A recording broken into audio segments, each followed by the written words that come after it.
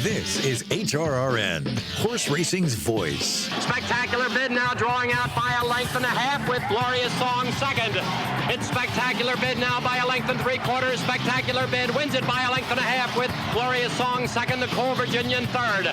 Spectacular Bid under Willie Shoemaker winning this 14th running of the Amory L. Haskell Handicap. AP Indian and Holy Boss Delta Bluesman Becker third on the inside. Catalina Red is fourth at the 16th pole. Joe Bravo and AP Indian had the lead, and AP Indian is the winner of the Vanderbilt. Welcome to the Equine Forum, presented by TwinSpires. And what a coaching club, American Oaks. Songbird has repelled Karina Mia. Songbird has opened up a 3-length lead.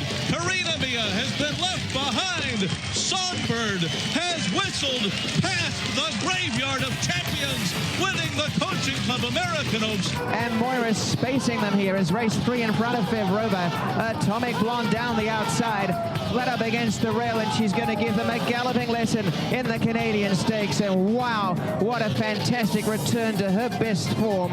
Moira just saunters in and wins as she likes. Now, here's Mike Penna. Good morning once again, everyone. Mike Penna, Baron of the Backstretch, welcoming you to the Equine Forum presented by TwinSpires. This, of course, the show that launched a network, and it is all right here on the Horse Racing Radio Network. Happy to have you back in the saddle with me over the next 3 hours on Sirius 162, XM 207, our affiliates in Lexington, Louisville, and across the country, streaming worldwide and podcast on our website, horseracingradio.net, or wherever you listen to your podcast. Big weekend of racing, isn't it? Huge weekend, actually. Monmouth, 6 stakes, 5 of those are graded, including the Grade 1 Haskell, which is a win you're in for the Breeders' Cup Classic Division. At Saratoga, you have the Grade 1 Coaching Club American Oaks, the Grade 2 AG Vanderbilt, the Grade 3 Caress, so a solid day in upstate New York. And then out at Del Mar, the Grade 2 San Clemente, and the $100,000 Wicker Stakes, topping the Saturday afternoon program. And it got me to thinking, when you look at the matchups we're going to see in some of these big graded stakes races today, which ones are more compelling? You have Immersive versus Lacara and Take Charge Milady in the Grade 1 Coaching Club American Oaks at Saratoga. You have Bookham Dano's rematch with Mulligan and Nakatomi in the AG Vanderbilt. And then you have the Preakness winner, Journalism, getting back on track for the second half of his season as he squares off with Gosker and Goal-Oriented in the Haskell.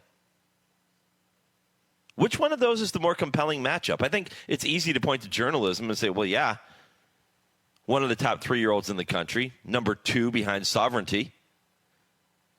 He still has a shot at that 3-year-old championship. But in order to do that, he's going to have to beat Sovereignty at some point here. So it's easy to say Journalism and the intrigue surrounding him going into the Haskell is the most compelling matchup.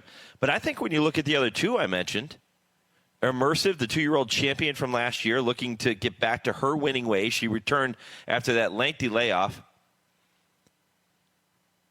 and was beaten last time out. But now can she find a way to show us that she is the Immersive we saw last year as a 2-year-old, or maybe even better?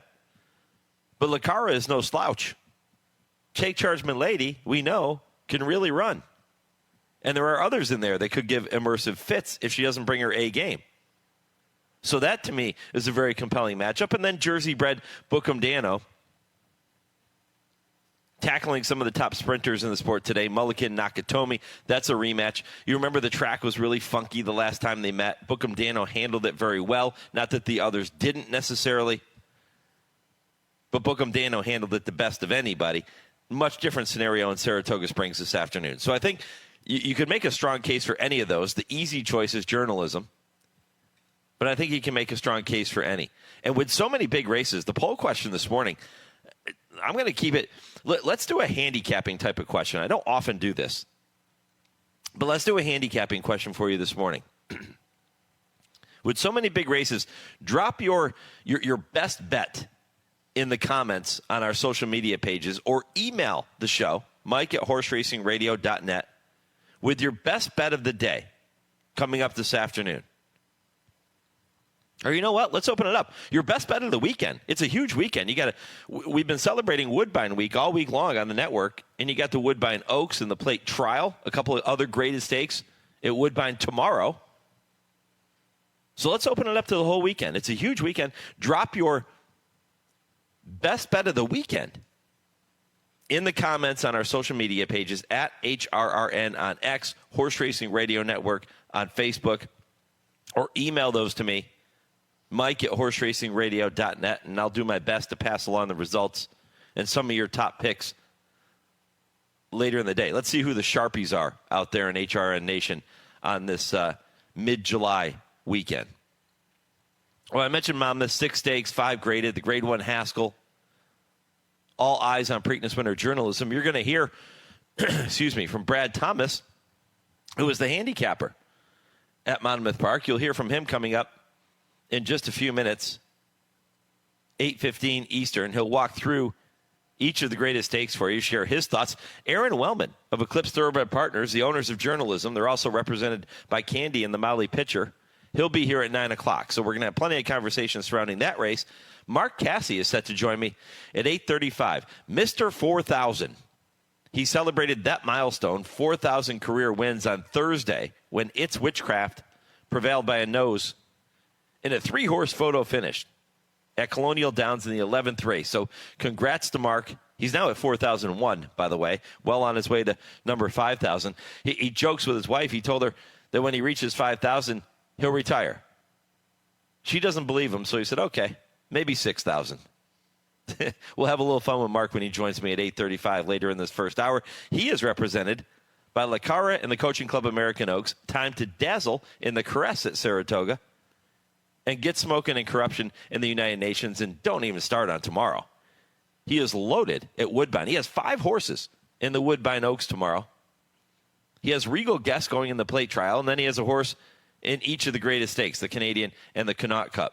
So I'll talk to Mark about those horses later in this first hour. You're also going to hear from jockey Joe Talamo. Joe hasn't ridden in a while. We may see him back in the saddle one day, but right now he's enjoying his time as an analyst on FanDuel TV, and he'll be at Del Mar with all of their coverage that kicked off yesterday, by the way, opening day. He'll be there all weekend long. Joe rode 2,343 winners in his career. 364 of those came at Del Mar. So Joe is the perfect person to ask about not just the races coming up later today, but about some of the strategies involved with riding at Del Mar, some of the intricacies of riding that track. And I'm also going to ask him about the jockey colony. We'll talk about the trainers that are going to be represented in their meet. Lots of things to get to with Joe. And, yeah, I'm going to ask him, will we see Joe Talamo back in the saddle again one day? Looking forward to that conversation again. That comes your way right around 9:35 Eastern. So here's the full lineup for you. You have Brad Thomas from Monmouth kicking it off at 8:15. Mark Casse at 8:35. 9 o'clock, we go down the road to the Breeders' Cup with owner Aron Wellman of Eclipse Thoroughbred Partners. Robert Geller, the announcer at Woodbine, took time to visit with our Bobby Newman earlier this week on our First Bet Racing show. And Robert talked about a couple of the things we're going to see coming up this weekend, but he also talked about some of the past renewals of these races, like the Woodbine Oaks. I'll bring you part of that conversation right around 9:20 Eastern time. Joe Talamo, 9:35. 10 o'clock Eastern kicks off hour 3. That's the TwinSpires Triple Play. Ashley Anderson will give you 3 races to watch this afternoon. Kurt Becker's Stroll Through Racing History at 10:20. And at 10:30, I Ask, They Answer with Dale Romans and Tim Wilkin to tackle some of the sport's hottest topics. Time now to see what Lee Delapina has cooked up for this week's Impossible Trivia question. Lee, what do you got? All right, Mike, since it's Woodbine week, here's a Woodbine-themed question for you. What American-trained horse holds the unique distinction of being the only Kentucky Derby winner to also win the Canadian International Stakes? No Googling. We'll give out the answer at the end of the show. I don't know how impossible this one is. I think I know the answer, which is rare because Lee usually stumps me too. He's very, very good with these questions, but I don't know if this one's really impossible. I think some of you may get this one. And again, that answer coming your way right around 10:55 Eastern time this morning. If you know the answer, keep it to yourself, or you can post on our social media pages. Why not? Throw it out there at HRN on X if you think you know it. Horse Racing Radio Network on Facebook, or email the show, mike@horseracingradio.net. I'm really excited for your messages about your best bet of the weekend. Again, don't often do handicapping kind of questions with the poll. I mean, we'll talk about which horses are more likely to win certain races and which races are more compelling, like I talked about a few minutes ago. But this one's kind of, I'm really excited for this one because everybody has a horse that, when they start looking at a card, sometimes you look at a card and you go, I really don't like anything. And that's when you shouldn't play. We all get suckered into that trap, right? I do it all the time. I got nothing else going on. I'm going to be at the races. I'm going to be watching them on TV, just sitting around the house. Might as well make a few bets. But there's nothing I really like. That's when you're just hoping to get lucky. And typically it doesn't go that direction. But there are also a lot of times where you look at a card and you go, man, I love this horse. I don't think this horse can get beat. This is my key bet of the entire day. So that's what I want to hear. Your best bet. Doesn't have to be necessarily today. Could be tomorrow. That big card at Woodbine. Let me know. It doesn't have to come from one of the tracks I've already mentioned. Maybe it's Ellis Park. Maybe it's Gulfstream. What is your best bet this weekend? At HRN on X, Horse Racing Radio Network on Facebook, or email the show, mike@horseracingradio.net. All right, it's a busy show, lots to get to. We'll do it next with Brad Thomas, live from Monmouth. This is the Equine Forum, presented by TwinSpires on HRRN, Horse Racing's voice. Race to TwinSpires, where you can unlock a $25 risk-free bet. Just use the code HRRN25 when you sign up. And if your first bet doesn't win, TwinSpires will refund your account up to $25. Wagering on the app is fast with free past performances, insider picks, and power plays every day you wager. TwinSpires. Download the app today to earn your $25 risk-free bet. Void where prohibited. For terms and conditions, visit TwinSpires.com. Must be 18 or older, 21 and older where applicable. For help with a gambling problem, call 1-800-GAMBLER. Live racing for the 25-day Ellis Park meeting begins Thursday, July 3rd, and runs through Saturday, August 24th, with a record $4 million in stakes purses led by 7 stakes across Kentucky Downs Preview Weekend on August 2nd and 3rd, and 6 stakes on Sunday, August 10th, featuring the $300,000 Ellis Park Derby and the $200,000 Groupie Doll. Connections with Kentucky-bred horses will be competing for $100,000 maiden special weight purses and allowances up to $108,000, and horse players will have plenty of action throughout the summer. For a full list of events, visit EllisParkOwensboroGaming.com. In the heat of competition, every breath matters. Flair Equine nasal strips are clinically proven to reduce airway resistance. By protecting their lungs, you can reduce the risk of VIPH, quicken recovery, and optimize performance. Make a difference in every race and every stride with the product backed by science and trusted by top trainers. Trust Flair for every horse, every breath. Learn the science at FlairStrips.com. That's FlairStrips.com. This is Woodbine Week on HRRN. World-class thoroughbred racing continues with the Woodbine Oaks and the Plate Trial this Saturday at Woodbine. First post, 1:05 p.m.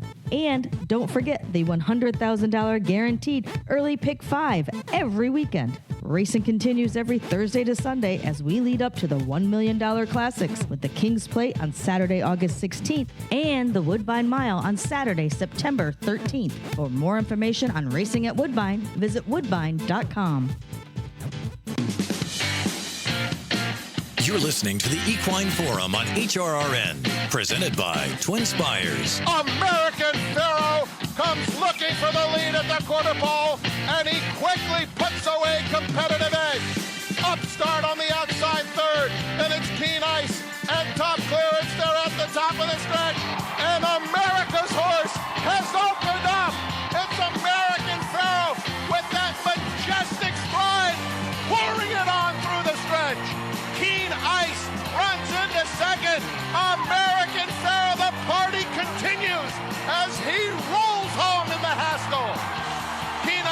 second. Upstart third. Competitive Edge was fourth.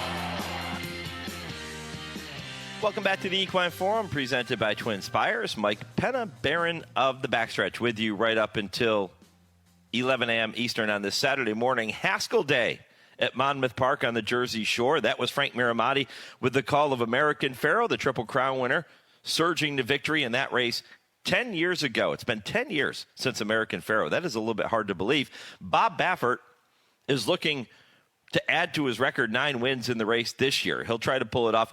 He's in a bit of a drought, though. He hasn't won the race since 2020. Can he find a way to get it done later today? And by the way, in case you're wondering, it's also been 31 years since the greatest horse ever to set foot on the racetrack, Holy Bull, rolled to victory under Mike Smith in the Haskell. Brad Thomas joins me now live from Monmouth Park. Brad, good morning. Good morning. Trivia question. Greatest horse who ever lived, Holy Bull. Who rode him in his debut victory at Monmouth Park as a 2-year-old? That is a great question, and I know the answer, and it's not coming to me. Because it's funny, I was looking at his past performances the other day, and he's associated with Mike Smith. It was not Mike Smith. No, it certainly was not. Who was it? I'll let you think about it. Answer at the end of our segment, okay? All right, you got it. Go for it, man. So what a day, huh? Bob Baffert back in the Haskell. But all eyes are not on Bob Baffert this year. They are on Journalism, the Preakness winner. Well, he's someone who certainly catches the eye, and I can tell you I've watched the Preakness a number of times just in preparation for this race, watching them a number of times again. And, of course, I'm trying to look at all the horses in the race at various times, but my eyes just kept gravitating to Journalism because what he did there, what he accomplished, was so compelling. Yet again, saving the backside of his rider, who put him in an impossible situation. The horse's talent and bravery was able to overcome poor decisions by the human influence. Journalism, just a magnificent horse. As far as I'm concerned, if I had a vote, he would be my 3-year-old champion by far, because racehorses are meant to race. This horse races, doesn't duck spots, doesn't plan for races that might be a year in the future and save himself. He competes during his 3-year-old campaign, which these horses are supposed to do to prove themselves as breeding candidates to strengthen and enhance the breed in coming generations. Journalism has done that. Kudos to him. Kudos to his connections. Yep, dances every dance. He's the horse to beat in the Haskell later today. If Journalism doesn't bring his A game, who are some of the more likely upsetters in there, Brad? Well, the Baffert trainee, goal-oriented, he's a horse who we don't know what the upside, what the limitations actually are. Talented horse, paired up to begin his campaign, rushed back 14 days after beating Ham and Eggers at Churchill in an other than allowance race to compete in the Preakness, was buried inside for a lot of that race, a position he really hadn't been in before, and he doesn't like dirt. He proved that in his first start. He doesn't like getting dirt in his face, I should say. He proved that in his first start when he ran greenly, but he took the dirt in the Preakness with that inside position.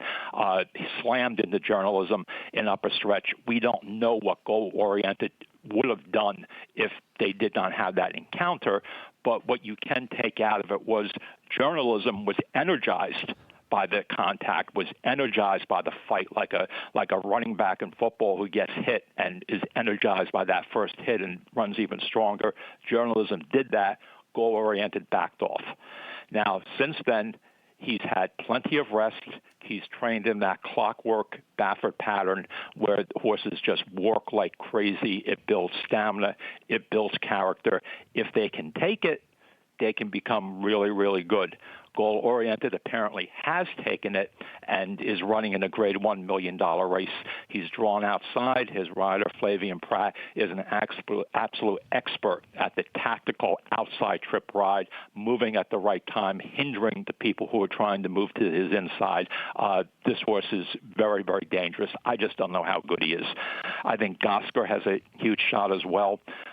He's been masterfully developed by one of the true superstars of the training game in Brendan Walsh, somebody who doesn't get anywhere near the credit he deserves for developing his horses. Many of them, too, are homebreds, and frequently for some of the top-shelf connections, not the best homebreds either. They're not the $2 million purchases who have been vetted over so much that they're absolutely perfect conformation-wise and otherwise. Walsh actually develops athletes who may not necessarily be perfect, and I think Gosker fits in that mode as a homebred. He's gotten better and better. He's tactical. I love the race in the Preakness where, because he broke well, he was right on the pace, prompting Clever again, a really, really fast horse. They went very, very quickly in that race. Gosker inhaled the leader as he tired an upper stretch. There was chaos behind him. I think he kind of got lost on the lead. He'd never been that far clear in a race before. I think he lost focus. He lugged in a bit through the stretch, which he's done before. Saez was on him for the first time. I don't think he was ready for how quickly the horse moved to the inside, and that kind of hindered Saez's urging and allowed journalism, I think, to get back in the game. Now Gosker has had plenty of time. Saez has learned something from him. I think this horse has another forward move in him. I think the cutback is going to aid him as well. He's just in a tricky tactical position. He has goal-oriented outside of him. He has legitimate speed on either side of him. Saez is going to have to break well and get position and get good position without using his horse too hard. So it's kind of a tricky ride, but I do like this horse. Brad, the one thing that both of those horses do not have on their resume is a Grade 1 win. There is one horse in here, Burnham Square, who has that, winning the Bluegrass Stakes earlier this season. What do you do with Burnham Square? Well, Burnham Square is one of those horses who I think he's kind of exposed. He has to run better to beat this field, and I'm not certain if he has the same type of forward move that some of the others in here have. Now, that Grade 1 win in the Bluegrass, that was not the greatest Grade 1 field in the world. Not that there's a whole lot of great Grade 1 fields other than the Breeders' Cup and the Triple Crown races. But he was aided by a fast pace. He was aided by an outside bias. What he was not aided by was how the Keeneland two-turn races played early in the meet. Early in the Keeneland meet, over the course of 16 two-turn races, there were only 2 that were won from well off the pace. His was one of them. At the same time, even though the outside was really good that day at Keeneland, no matter what, how often do you see horses at Keeneland win as wide as he came into the stretch? You just don't see it. You just don't, no matter what the pace is, no matter how the grain of the track is playing. So I have kind of mixed messages around that. I do acknowledge the masterful nature of his trainer, Ian Wilkes, who really, really develops these horses the right way. He's another horse who's a homebred. He's another horse. He's a gelding, so he's going for the money. The Matt win was just a means to an end. It was probably too short. There was no pace in that race. There was no money, at least relative to the money of this race. So I think we're going to see the best this horse has. I think he's going to get pace, which he most certainly needs. He's going to make the last run. The outside was really good at Monmouth yesterday, and Ralliers did have a really, really fair chance. What kind of throws me, though, with him is the preparation on synthetic. Yeah, there's a lot of turf in this horse's pedigree. And as a gelding, maybe down the road, turf is where he's going to be competing. But I want an athlete to train under the conditions that the athlete is going to perform under. So Wilkes certainly knows what he's doing, but I like to see this horse training on dirt in preparation for this. Yeah, Brad Thomas with me live from Monmouth Park. He is the handicapper at Monmouth. He's been doing that a long time, and he's fantastic at what he does. Brad, what do you expect the storyline is going to be shortly after 5:45 Eastern when the Haskell is concluded later today? I think it's going to be Gosker closes the deal this time and holds off journalism with goal-oriented, having a clear trip on the outside and just not being good enough. Journalism running gallantly in defeat yet again. Well, the Haskell is race number 12 on the program, and it is one of 6 stakes races. 5 of those are graded. Brad, we have about 5 minutes or so left. What are a couple of the other graded stakes that really have your attention later today? The 5th race is the WinStar Matchmaker Stakes. That's a great race with a great history going back to Atlantic City, an innovative concept. The winners of the race get seasons to top stallions. Spaladay is a filly who maybe she's a grade 3 filly at other racetracks. At Monmouth Park, I think she is grade 2 at a minimum, maybe even grade 1. This race is a grade 3. She just has great acceleration. And I think making the last run in this race, she has a tremendous shot, and she's the type of athlete I really enjoy watching compete. Monmouth Park's turf course has relatively tight turns. The stretch is short. The horses who win on this grass course tend to be either speed horses who get loose or late runners who really can accelerate like crazy. Now, the rails are down on the turf course today for only the 3rd time this year. When the rails come down, the inside can be really good, but it doesn't necessarily have to be inside speed. In fact, the first time the rails were down this year was on June 14th, and there were 4 total turf races that day. Only one of them was won by speed, but all 4 of them were won by being inside every step of the way. Now, Spaladay usually makes her move with a wide sweep. Her race is only the 3rd turf race on the program. Frequently, on these days when the inside might be really good on turf, by the time the 5th or the 6th turf races run, things have evened out because that inside has been used pretty hard. Spaladay is going to have to work out an inside-out trip, I believe, but she's an athlete I really look forward to seeing in her race. In the Molly Pitcher, Majestic Oops is a filly or mare who has really improved for trainer Dan Ward, who just excels with heavily raced campaigners who get into a groove and get into a rhythm. Majestic Oops has thrived in that rhythm. She loves the track. She trains here. She lives here every day. She's a bulldog who can be tactical and just keep on coming. I think she latches on to Randomized, who I don't think necessarily is trained on this year.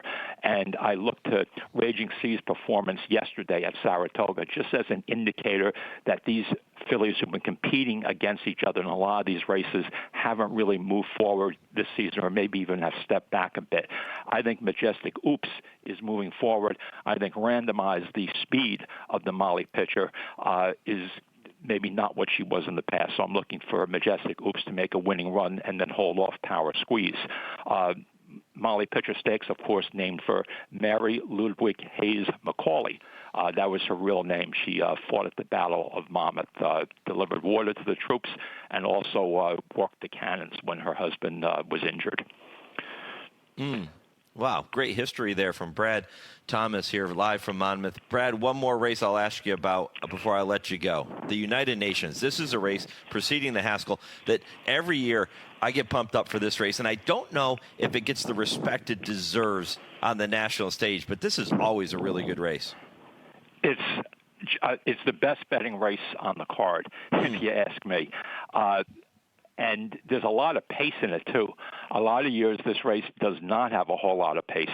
The 4 limited liability, I would love to be have been next to trainer Shug McGahee for some of these races when he watched some of the moves Frankie Dettori was making on this horse. Now, I think perhaps given a perfect world, trainer McGahee would love to bring the head waiter Pat Day back from retirement to ride limited liability.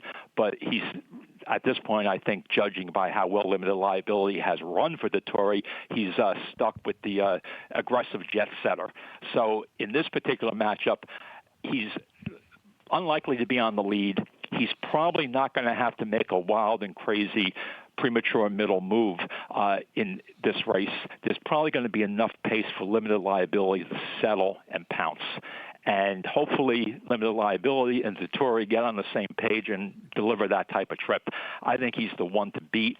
I think the one Corruption is an up-and-coming turf horse who ran fantastic at Saratoga last time with a bad trip going the wrong distance. He just kept trying and trying and trying with an awful setup. I think a mile and 3/8 works for him. He's dangerous if he can really sit from the one post in the 3-turn race. That's the question. Is the pace going to be fast enough to allow him to settle? I ultimately picked the 5 Grand Sonata.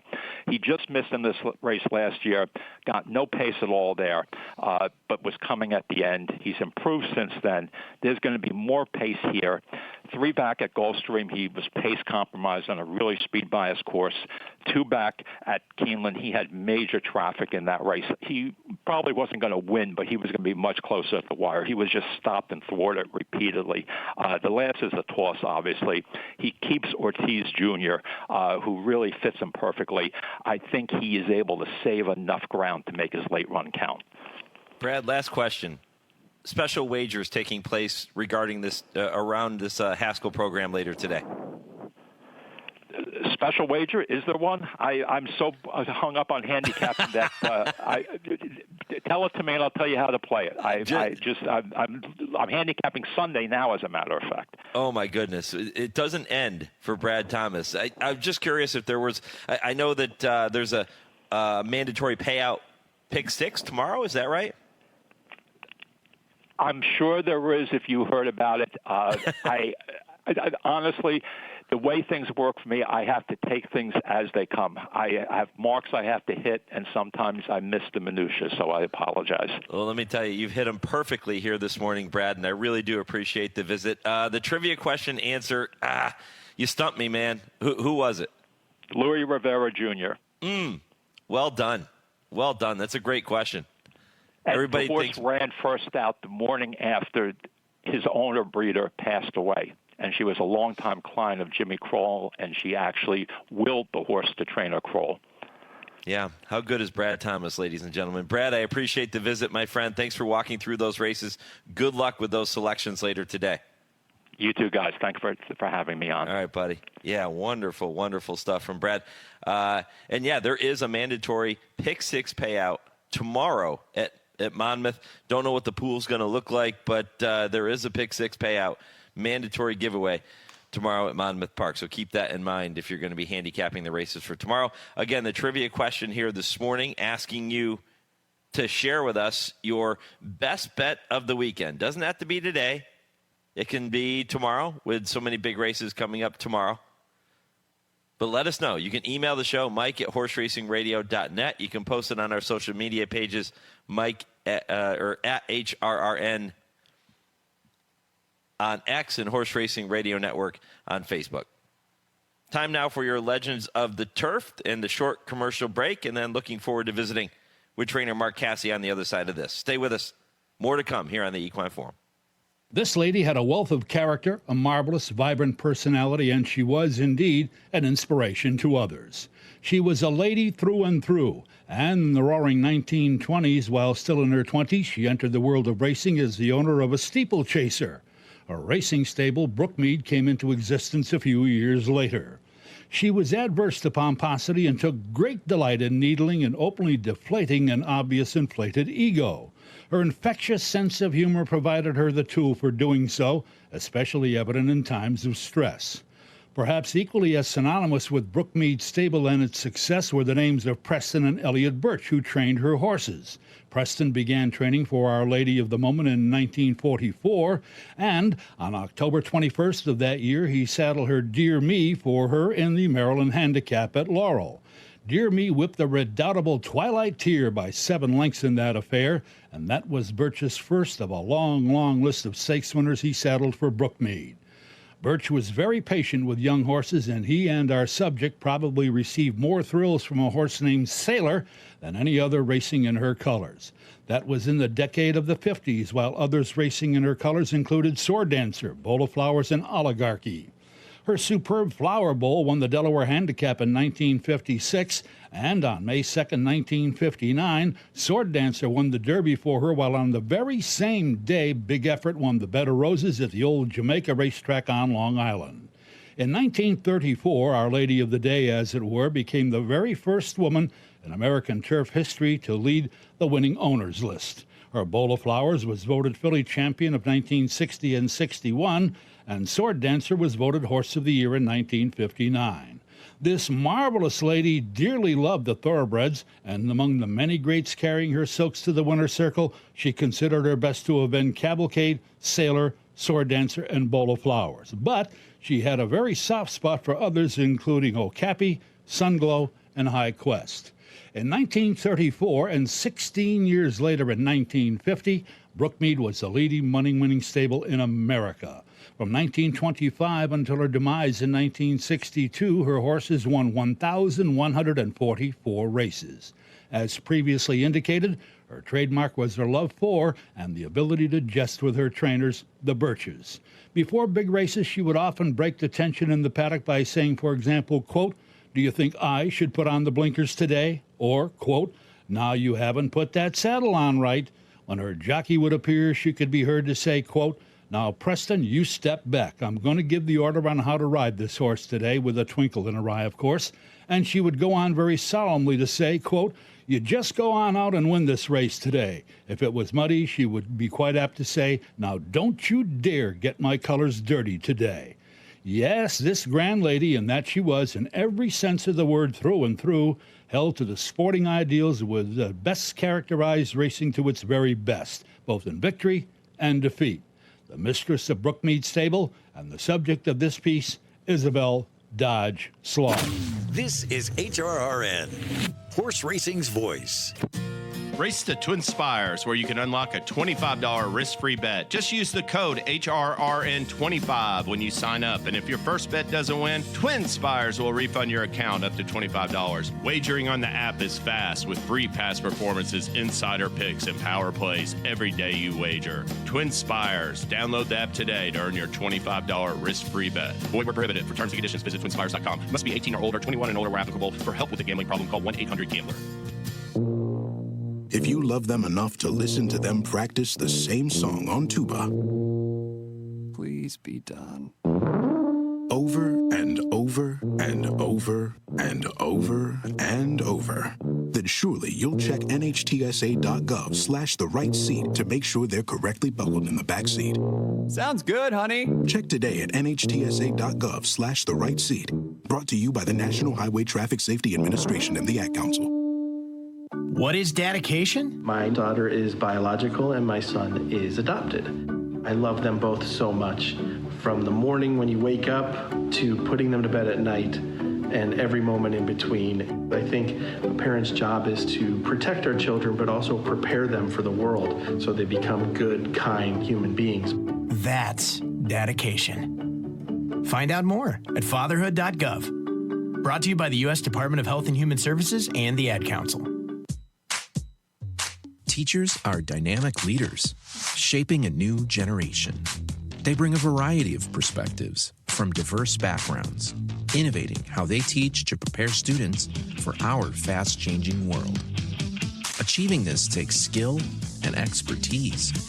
They're tireless explorers, creatively discovering a universe of solutions, telling stories, experimenting, inspiring, mentoring, connecting cultures, and connecting with each other. Leading by example. Experience the unique joy of helping students thrive. Teaching is a journey that shapes lives. Are you ready to begin? Explore teaching at teach.org, a campaign supported by the U.S. Department of Education, Teach.org, and 1 million teachers of color. Attention horsemen. Did you know Virginia restricted purses at Colonial Downs are 25% higher than open races? 25%.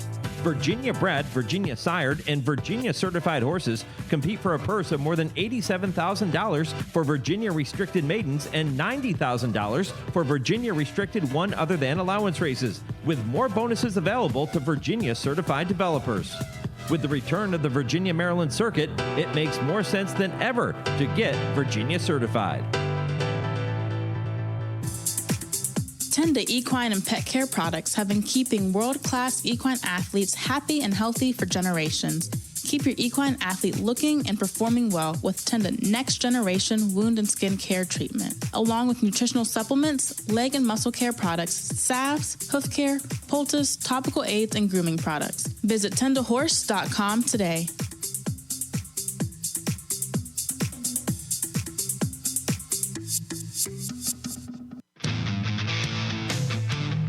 You're listening to the Equine Forum on HRRN, presented by TwinSpires. LaCara turns for home through three quarters in 1:10-3.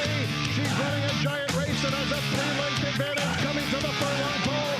Scottish Lassie is closing in the center of the track and look forward running a good race. Good Cheer is well beaten this afternoon. It's LaCara with a 4-length lead close to home. Dylan Davis and LaCara all the way in the DK Horse Acorn. A 3.5-length win. Look Forward ran a big race in defeat. Scottish Lassie was third, and Bless the Broken finished fourth. Welcome back to the Equine Forum, presented by TwinSpires. Frank Miramati with the call of the Grade 1 Acorn, run at Saratoga on June 6th, won by LaCara.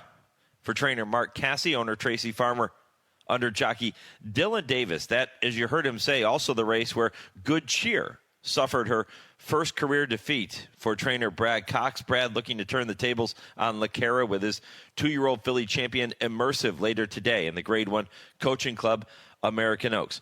Mark Casse sends his apologies. He was scheduled to be here in this segment. He is unable to make it this morning, and we certainly appreciate him letting us know.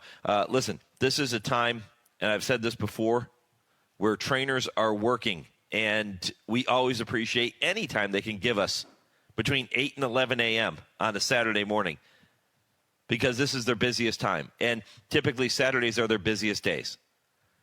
So we completely understand. We'll catch up with Mark down the road. But Mark is hoping that LaCara continues her winning ways. She has won 2 of her last 3. Both of those in Grade 1. She won the Ashland at Keeneland, came back and set the pace before backing up to finish 9th in the Kentucky Oaks, and then came back with that Acorn win. She's talented. Is she a need-the-lead type? I think that's the question most people will have to answer. Is she a need-the-lead type? If she is, that's fine, because when you look at the Coaching Club American Oaks this afternoon, she only really has one horse that she's going to have to outrun, and that's the horse just to her inside, Dry Powder. Nobody else in there, and I know it's a short field of 6, nobody else has the speed to run with her. Dry Powder has been good, really good. 3 starts, a win in 2 seconds. Nearly won last time out in a 125K stake at Aqueduct, at Belmont. Belmont at Aqueduct, right? Very good, but doesn't have the class of LaCara. LaCara is going to be the horse that prevails in any kind of speed duel there. The question is, does Dry Powder have enough stamina to run with LaCara long enough to tire her out and set it up for horses like Immersive, like Scottish Lassie? Scottish Lassie is interesting. Scottish Lassie is a horse that is going to be a bit more forwardly placed, I would expect, than Immersive.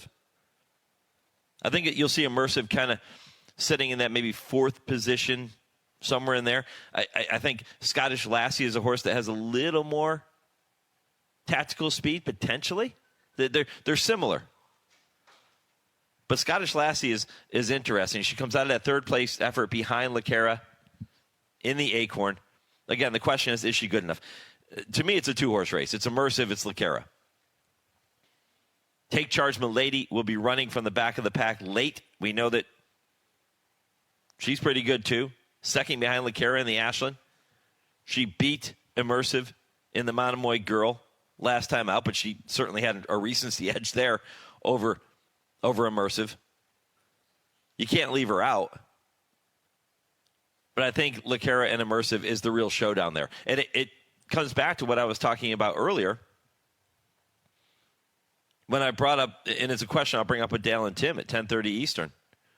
the more compelling matchup this afternoon. Do you like it? Is it immersive versus LaCara and Take Charge Milady in that particular race? Is it Bookham Dano in his rematch with Mulliken and Nakatomi in the AG Vanderbilt?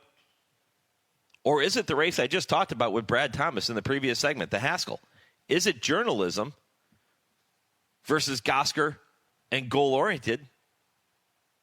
And throw in Burnham Square if you want to in the Haskell. Which of those three races offers the more compelling matchup this afternoon? It's kind of like when we sit back and get ready for college football on a Saturday morning and we're watching College Game Day and they talk about the best matchups of the day. Well, this is a very similar situation with these three races. Again, the easy answer is going to be to point to journalism and say, yeah, that's the most compelling. He's the horse with the most to gain, the most to lose. If he gets beat today, he is going to have a hard time making up ground on sovereignty for that 3-year-old championship. Still has a shot as the Preakness winner,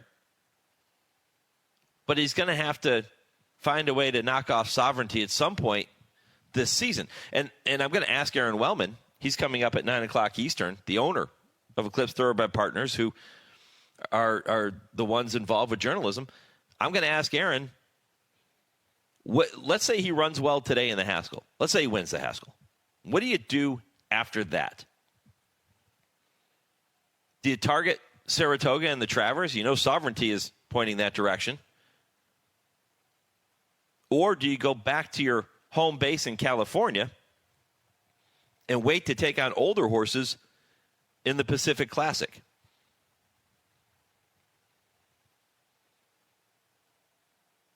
Really looking forward to see what the thought process is here.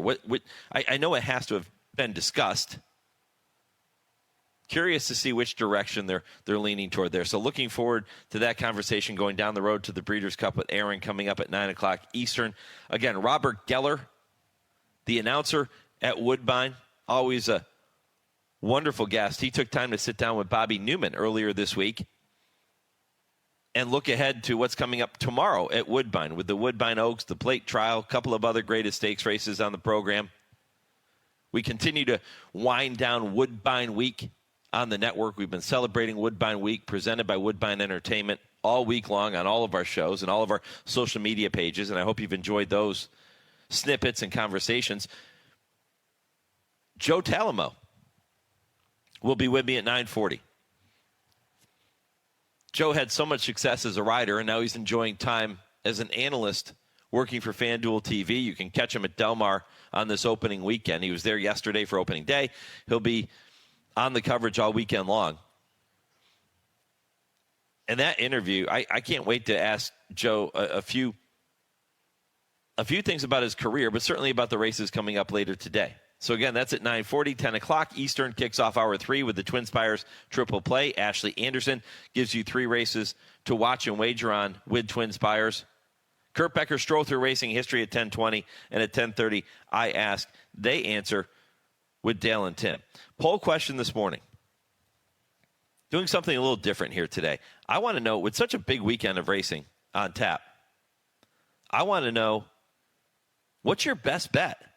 What is your best bet of the weekend? Doesn't even have to be today. Your best bet of the weekend. Transfiguration on X says it's Burnham Square, the top pick. I pointed this out with Brad Thomas in the previous segment.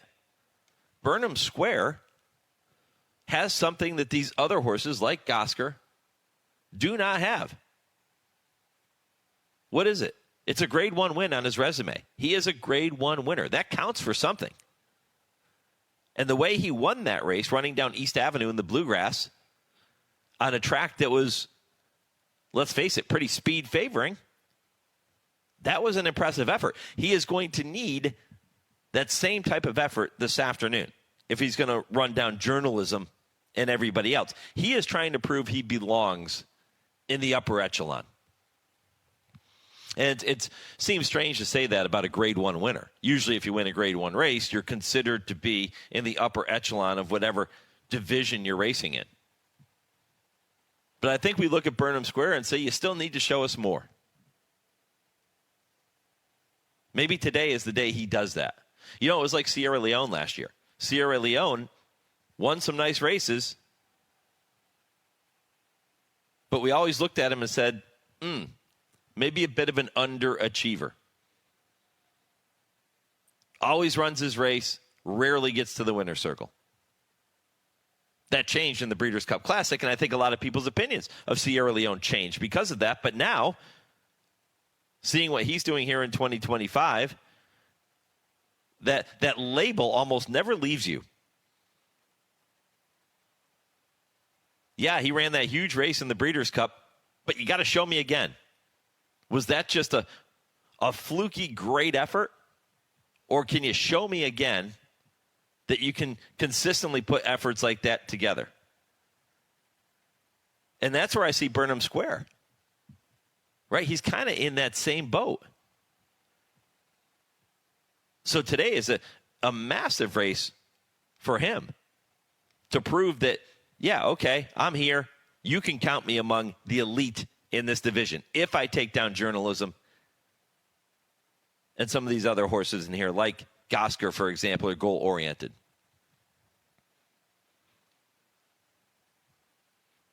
Again, post time for the Haskell is race number 12 is 5:45 Eastern this afternoon. So many things to get to here on the program. I told you what's coming up in hour 2 and hour 3. When I return, I'll get you set for a couple of other topics we're going to talk about later this morning. This is the Equine Forum on the Horse Racing Radio Network. Retirement can be scary, but only if you're not prepared. That's why AARP created thisispretirement.org. Because unless you've already retired, you're in pretirement, and you still have time to plan. Learn about retirement savings options, potential tax breaks, and how you can build savings over time. Visit thisispretirement.org for free resources to help you customize your action plan and feel the retirement fear disappear. Brought to you by AARP and the Ad Council. If you're worried your friend may be struggling, remember, you don't have to be there to be there. You could say, how are you, or get a fake tattoo. You can ask with an app if it works for you.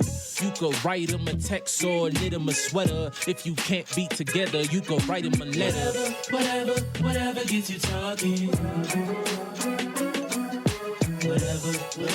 Whatever gets you talking. Good chat on the game, kick off your flip-flops. You can ask on your couch while you binge watch.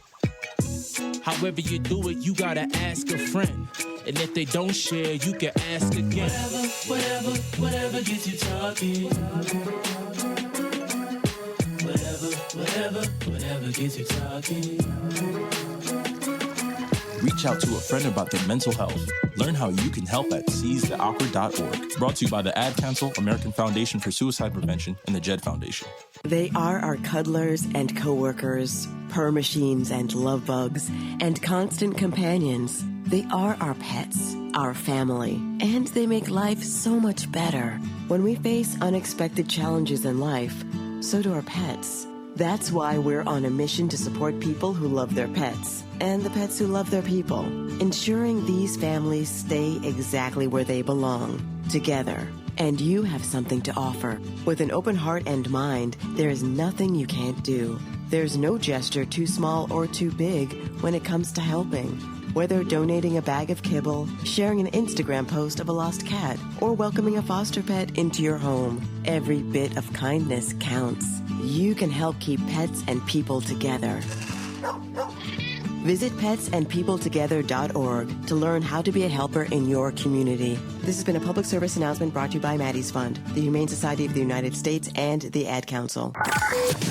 Thursday evenings, 6 to 7 p.m. Eastern, is the Brisnet.com call-in show. It's your chance to call in and let the Horse Racing Radio Nation know what's on your mind. Call us at 888-966-HRRN. That's 888-966-4776. And discuss the topics you choose in the world of thoroughbred racing. The Brisnet.com call-in show. Sirius 162, XM 207, and streaming live at horseracingradio.net. You're listening to the Equine Forum on HRRN, Presented by TwinSpires. As they come over to the quarter pole, and it becomes a test of courage in the final quarter mile. And here comes Lexi Lou, and We Miss Artie is closing on the outside. Lexi Lou asserting there. We Miss Artie diving inside is Amise Holiday, and Lexi Lou has taken the lead. They are in the last 16th of a mile. The filly was fabulous this afternoon. Lexi Lou wins the 155th running of the Queen's Plate. Amise Holiday was second, and Asserting Bear was third.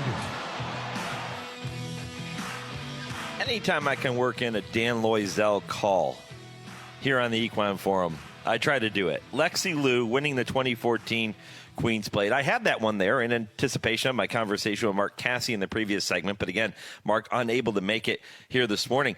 That was Mark's first win in what was then the Queen's Plate, now, of course, the King's Plate. Lexi Lou won the Woodbine Oaks before going on to win the Queen's Plate that year. Mark has 5 horses entered in tomorrow's Woodbine Oaks. And if you don't think fillies are formidable when it comes to the King's Plate later in the schedule next month, look again. 39 fillies have won the King's Plate. They have been very formidable. And we'll see if one of Mark's 5 coming out of the Woodbine Oaks this year can move on and take a shot at the boys in the King's Plate next month. Of course, we'll be there. The show will be live from Woodbine on King's Plate morning, and really looking forward to that. Want to remind you, we talked about the Coaching Club American Oaks. You can watch the Coaching Club American Oaks live on Fox Saratoga this Saturday, later today. Join Andy Serling, Maggie Wolfendale, and the Fox team for live racing, plus expert picks and analysis. Fox Saratoga Saturday covers live racing from Saratoga every Saturday through DraftKings Travers Day. Visit NYRA.com/TV for a complete schedule. Also, if you're going to be in Lexington for any reason, over the course of the summer, over the course of into the fall with the fall sales, or if you're going to be there for the racing at Keeneland later in October, make sure you check out Tony's of Lexington. You want an incredible dinner. I'm telling you, the best steak you'll ever have. I promise you that. You want a great atmosphere, great people, great service. Tony's of Lexington. Make your reservations now. They are on Main Street just behind Rupp Arena in Lexington, Kentucky, but they book up quickly. That's how good it is. So call them now, get your reservation. Tell them the Baron told you to call them and get locked in. Want to wish good luck. Listen, at HRRN, we like to support different types of horsepower every now and then. And we are sponsoring a young lady by the name of Jade Christie. She is competing in the National High School Finals Rodeo. That's out in Wyoming. She ran last weekend. She finished 6th in the polls. Now, I don't pretend to understand all the intricacies of the way rodeos work and the way the finals rodeo come together with the scoring. It's an aggregate system, all of these types of things. But she will be running again later today, her second run. And we want to wish her all the best. She is ultra talented. Again, that 6th place overall finish last week, really, really strong. We'll see if she can continue that momentum and capitalize. But best of luck to Jade Christie and the National High School Finals Rodeo in Wyoming. Sponsored by HRRN. And by the way, yeah, her horses all wear the flare strips. We talk about those all the time. A longtime sponsor of the Horse Racing Radio Network. You'll see them on all of her horses. She hails from Alaska. Yeah, Alaska. You know where that is, right? Maybe some of you do not. But she is super talented, and looking forward to seeing her in action later today in Wyoming. All right, plenty to get to in hour number 2, including the road to the Breeders' Cup with Aron Wellman, owner of Journalism. Candied, too. Let's not overlook Candied. Candied goes in the Molly Pitcher prior to the Haskell. You heard Brad Thomas talk about that race earlier in the hour. But she's a horse that has ability, and on her day can't be counted out in any race. And the Molly Pitcher, maybe it's her day this afternoon. Again, Robert Geller coming up with Bobby Newman right around 9:20. And about 9:35, you'll hear from Joe Talamo from Southern California. talking about what's coming up for him in his career. He'll talk about Del Mar and riding at Del Mar, some of the intricacies, some of the strategies involved with being successful when you ride Del Mar. I'm going to ask him about that Del Mar riding colony as it stands coming into the 2025 meet. And we'll talk about some of the trainers to watch. Of course, names like Baffert and D'Amato automatically pop into your head. But we'll see if there are a couple sleeper trainers that Joe thinks could be interesting with some of their runners throughout the meet. And, yeah, we'll talk about the big races coming up later today where the turf meets the surf. All of that coming up in a very busy second hour of the program. We'll get to it next, right after I pause 10 seconds for station identification. This is the Horse Racing Radio Network, where racing comes to talk.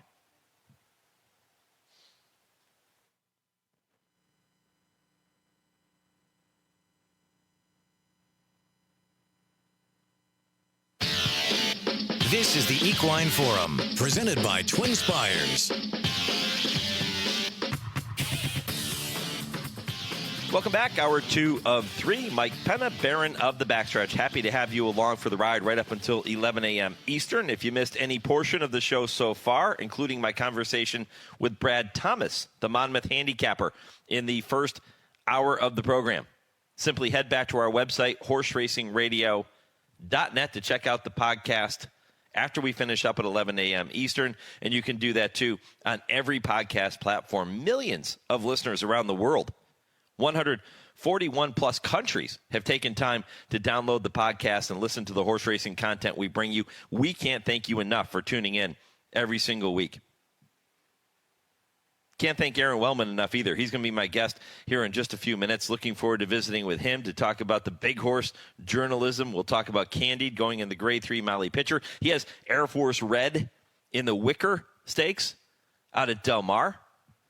It seems like every time you look at the entries on any big weekend, you're going to see horses that are owned by Eclipse Thoroughbred partners. And all over the country, and really all over the world. They have a horse running next week in France.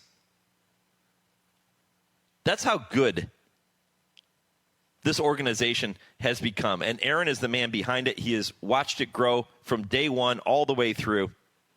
And he joins me now here on HRRN. Aron, good morning. Good morning, Mike. How are you? Man, how do you keep up with it all? It's a labor of love, my man. I'm very fortunate. Mark Casse is a trainer of Eclipses and a good friend. And I loved what he said after he got interviewed after his 4,000th win. He said, I'm a very fortunate man, and I get to wake up every morning and play. And I feel the same way. Yeah, I mean, you're right. That's really what it's all about. And I think that gets overlooked oftentimes, Aron, when we talk about, we see people in racing and trainers, jockeys, owners, people who work on the backside, starting gate crew members. You have to love it if you're going to play in this game. Absolutely. That's what I tell people when they come through the door at Eclipse for the first time. There's got to be some love at some level within this industry. I hope that it starts with the love of the animal, because I think that's the healthiest way for people to get involved and then take it from there. But there are so many different facets of the game, of the sport, that people can fall in love with. As long as you find one, I think you'll be able to stand the test of time. What's this ride been like here in 2025 with journalism? It has been a true privilege. And I've tried my best throughout this campaign, with him in particular, to really sit back and take a deep breath from time to time and appreciate all that he's done for not just Eclipse and our partners and my family and the McCarthy family and everybody associated with the horse, but for so many people. He's brought so much joy to so many people. And he's that rare animal that's been able to truly transcend the sport of horse racing into the mainstream media. And we've taken that responsibility seriously. But on the same token, it has been such a pleasure to have a horse like him who has allowed us to actually enjoy this journey. And hopefully it'll only continue to get better. Yeah, listen, you celebrate that wonderful first half of the season. You get past the Triple Crown. Now you go to the Haskell to kick off the second half of his campaign. How do you make that call as to which race you're going to bring him back in, Aron? Honestly, it is a function of the horse making the call for us. And that's another really fortunate aspect of being associated with journalism. He makes our lives, our jobs, and our decision-making process pretty simple.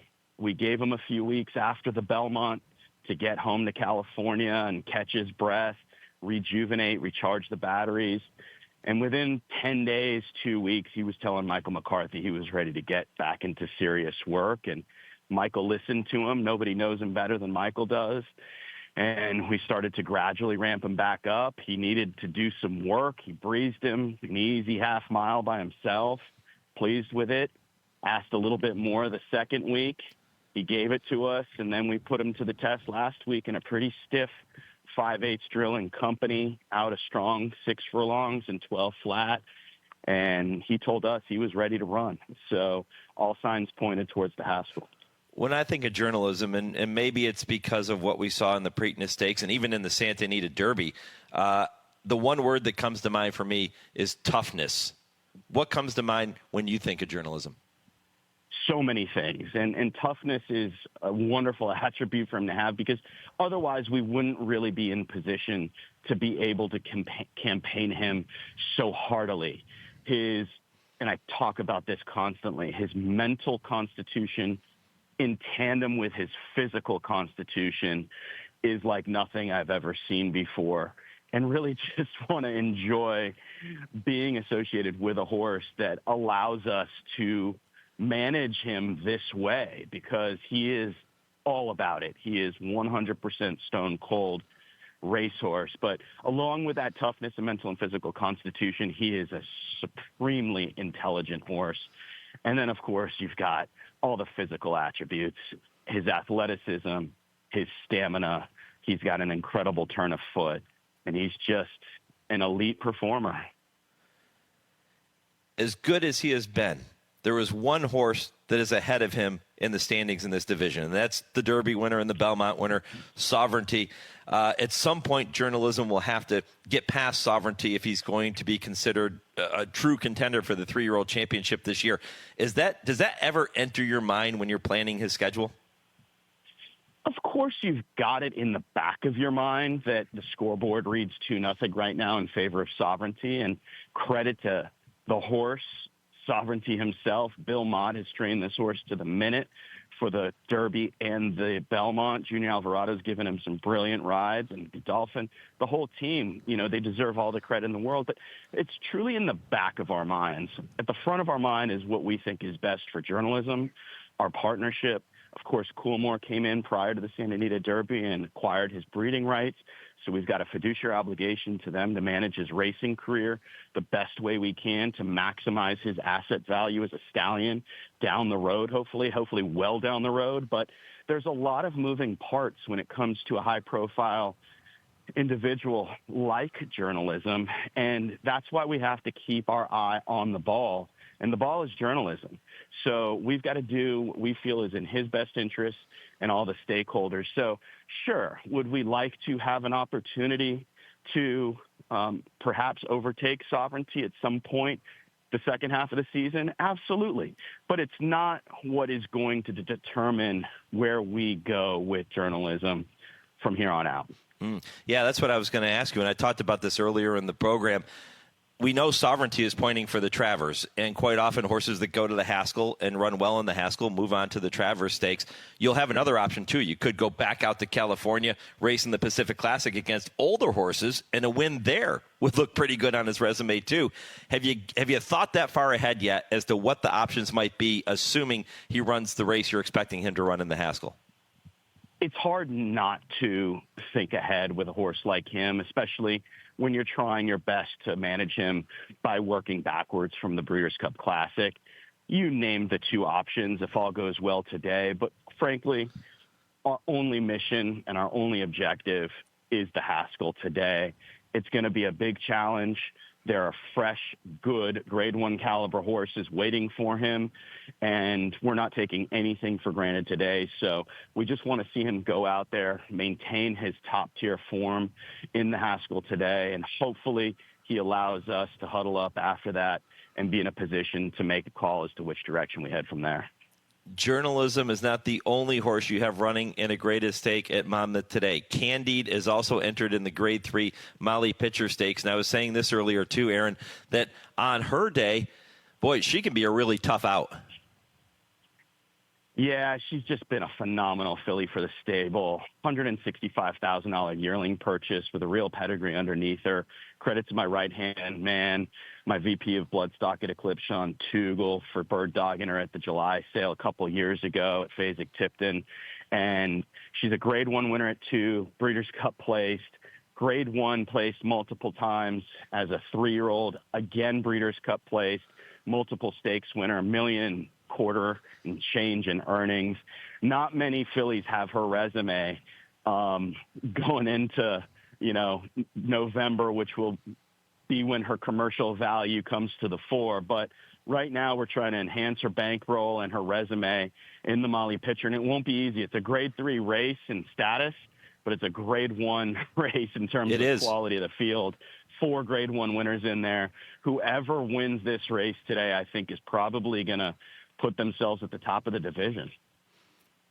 Your partner in Candide is celebrity chef Bobby Flay. How cool is it to sit there and watch races with Bobby Flay, to be involved with a guy like that? And does he ever celebrate with you by cooking you a nice dinner or something after some of these Grade 1 wins? Well, first and foremost, the thing that I'm so impressed about Bobby is his acumen in the sport. He is a true student of the game. He understands pedigree exceptionally well, and he understands racing. It's hard to find a guy like him that has so many responsibilities in his day job that is as sophisticated at horse racing as he is. So the thing that I like most about our relationship and our partnership is we can talk shop. He is very, very interested in horse racing. He loves to analyze pedigrees and races and handicap, and it's a lot of fun. We were together at Pimlico when she won the Allaire DuPont last time out, which was a blast. And, just to have somebody with Bobby's profile next to Eclipse Thoroughbred Partners' name on the program is one thing, but to celebrate with him, in person on a big race day is a big deal, because we need guys like him in the sport, and he's a wonderful ambassador for the industry. So we haven't broken bread yet, but I think Bobby would probably like to celebrate without having to cook himself. So The word is he's coming to Monmouth today for the race, so hopefully we'll be faced with that dilemma this evening on the Jersey Shore. Maybe you can bring in Wayne Catalano to cook for you guys. That'd be fun for sure. The Catman knows how to cook it up too. Maybe a little bit different flavor, but they both have a passion for the kitchen for sure. Yeah, and you're 100% right about Bobby Flay. I've had the privilege of getting to know him somewhat over the years and had him on the program many times. And I remember years ago standing in line after I finished my show at Saratoga, this very same Saturday morning show, and I was getting a coffee at Dunkin' Donuts there, and Bobby was behind us, and I got talking to him, and he made a reference to something I had said on the show earlier, and I looked at my wife and I said, "Oh my God, Bobby Flay listens to my show. How cool is that?" You know you've made it when. Absolutely. And that's just, it speaks to his capacity, right? He's got so many responsibilities being pulled so many different directions, but I think aside from cooking, his real passion is horse racing, and it's good for the industry for us to have someone like him involved. I started coming out of the break by talking about all of the horses that you're running this weekend, and it seems like every big weekend we see Eclipse Thoroughbred Partners represented in major stakes races. You have Air Force Red, the 7-time winner, going later today in the Wicker at Del Mar. Tell me a little bit more about Air Force Red. Really cool horse. Super cool horse. He's been great to the stable. A real partner favorite for those involved, and even those Eclipse brethren that are not members of the Air Force Red Partnership. He's become one of their favorites in the stable and a fan favorite in general down in Southern California because he's such a handsome horse. He's a gigantic horse with a huge white blaze, very distinctive, and he just shows up every time. I think $750,000 in earnings, multiple graded stakes winner, short, long, you name it, he does it. And to campaign him at 7 years old, and he won a graded stake earlier in the year for us, and he's holding his form. It's a tough rendition of the Wicker today, and there's a little bit of speed that he's probably going to have to contend with because when he stretches out, he likes to be on the lead. But I think he's going to work out a decent trip with an outside post where the inside speed can clear him. He's a big, long striding individual, so he doesn't love being inside. He gets a little bit funky inside, but I think with his post position today, he's going to be out in the clear and give our partners a real thrill coming off the elbow of the turn out of the Pacific. Going down the road to the Breeders' Cup with Aron Wellman, the man behind Eclipse Thoroughbred Partners. Journalism, their entrant in the Win and You're In Grade 1 Haskell at Monmouth this afternoon. We spent a lot of time talking about him at the beginning of this conversation. If you missed any of our discussion of journalism and his other horses, you can check out the podcast of the program after we finish up at 11 a.m. Eastern on our website and on every podcast platform. Aron, with that Win and You're In designation with the Haskell to the Breeders' Cup Classic. Listen, if journalism wants to go to the Classic, he's going to go to the Classic, but it's nice to have an all expenses paid trip out there if he can find a way to win this afternoon. When you think of the Breeders' Cup, you've had so much success in that event over the years. Is there an advantage to having the Breeders' Cup run in your home state of California at Del Mar? I mean, for me personally, selfishly, yeah, I don't have to pay out the nose for a hotel room because I just sleep at home. So that's great. Saves the company a little bit of expense. But I think you're asking the question as it relates to journalism. And or any of the horses. Yeah, look, any of the Southern California-based horses, I think they're going to be at advantage. It's a home game for them. Journalism was stabled as a 2-year-old at Del Mar prior to ever running, trained well over the track. He actually broke his maiden in the fall, going a mile on the dirt at Del Mar. So he's familiar with the surface itself. And, you know, anytime you don't have to get on a plane and travel for big races, I think that's preferred over the alternative. And hopefully he'll get us there. It's a long ways away. But, yeah, I do think that if that comes to fruition, rather than him having to hop on a plane and go cross country to play away games, you know, the better part of the second half of this year, as he's done, he's going to have guys coming to him, and hopefully he'll be formidable. Aron, you're all class, brother. Let's keep it rolling this afternoon. Good luck with journalism, Candide, and everybody else that you're going to be campaigning over the course of the next 48 hours or so. We'll take all that. Appreciate it. And like I always tell you, Mike, thanks for all you guys do. Appreciate it, brother. Yeah, you got it. Aron Wellman, Eclipse Thoroughbred Partners, going down the road to the Breeders' Cup. That segment presented every week by our friends at Breeders' Cup. Going to have the answer to our impossible trivia question coming up at the end of the program. If you missed us give it out in the first hour, well, here you go. What American-trained horse holds the unique distinction of being the only Kentucky Derby winner to also win the Canadian International Stakes? The answer comes your way right around 10:55 Eastern Time. When I come back, you're going to hear from Robert Geller, the announcer at Woodbine. He took time earlier this week to sit down with Bobby Newman and look ahead to what's coming up tomorrow north of the border. Joe Talamo still to come right around 9:35. Lots to get to. This is the Equine Forum presented by TwinSpires on HRRN. Race to TwinSpires, where you can unlock a $25 risk-free bet. Just use the code HRRN25 when you sign up. And if your first bet doesn't win, TwinSpires will refund your account up to $25. Wagering on the app is fast with free past performances, insider picks, and power plays every day you wager. TwinSpires. Download the app today to earn your $25 risk-free bet. Void where prohibited. For terms and conditions, visit TwinSpires.com. Must be 18 or older, 21 and older where applicable. For help with a gambling problem, call 1-800-GAMBLER. Will you accept the Breeders' Cup Challenge? The chance to compete against the best in the world? The chance to race for a piece of over $34 million in purses and awards? The chance to be a champion. Winning a Breeders' Cup Challenge Series race gives you the chance to do just that. with an invitation to horse racing's biggest event of the year, the Breeders' Cup World Championships in Del Mar, where finish lines become the start of a legacy and starting gates shine on the world stage. Win a Breeders' Cup Challenge Series race and earn an automatic starting position in a Breeders' Cup race. Entry fees paid by the Breeders' Cup, a Nominator Award of $10,000, travel awards, and so much more. Here, winning a Challenge Series race is just the beginning. View the schedule of Challenge Series races happening around the world and learn more at breederscup.com/challenge. Thinking about getting into racehorse ownership? There's no better time and no better place than right here in Iowa. Owning an Iowa-bred thoroughbred means more money, more perks, and more chances to win. With one of the most lucrative state-bred incentive programs in the country, Iowa-bred horses run for bigger purses, breeder and owner bonuses, and restricted races with less competition. Whether you're just starting out or already in the game, Iowa-breds give you a better return on your investment. Support local, win local. Own an Iowa-bred. Brought to you by the Iowa Thoroughbred Breeders and Owners Association. You're listening to the Equine Forum on HRRN, presented by TwinSpires. TwinSpires joining Paramount Prince and then Simcoe, Velocitor, Cool Kiss, and Bullet My Dear starting to run on. Paramount Prince dashed right away, and it is Patrick Husbands, and Paramount Prince has absolutely blitzed them.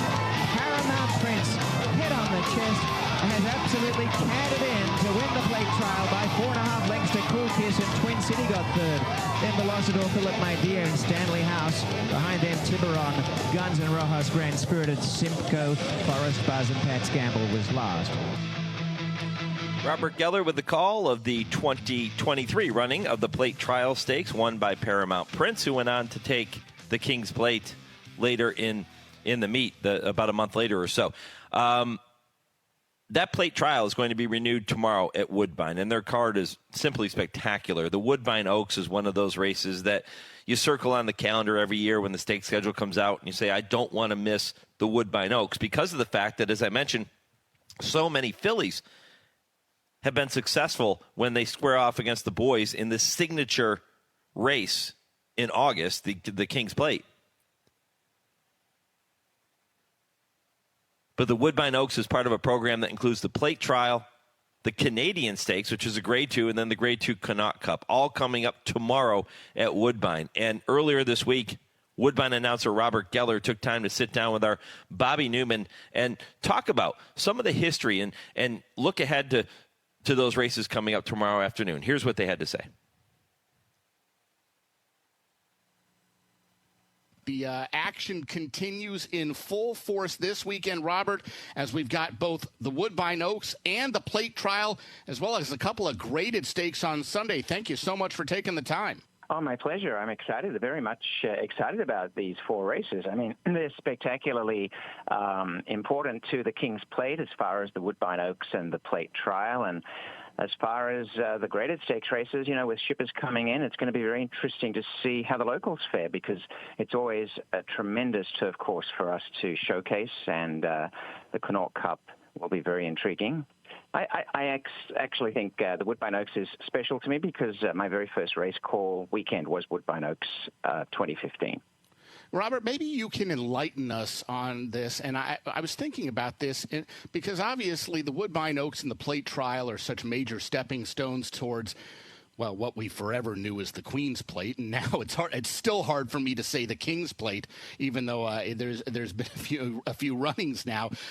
But it's amazing to me how many fillies have gone on to win the King's or Queen's Plate over the years, and it seems like you really have to pay close attention to not just the plate trial, but the Woodbine Oaks, because you just never know if, you know, when there's going to be a really, really good filly like Caitlin, her greatness, like Moira, and I think about 37 others over the years that'll go on and take on the boys in the plate itself.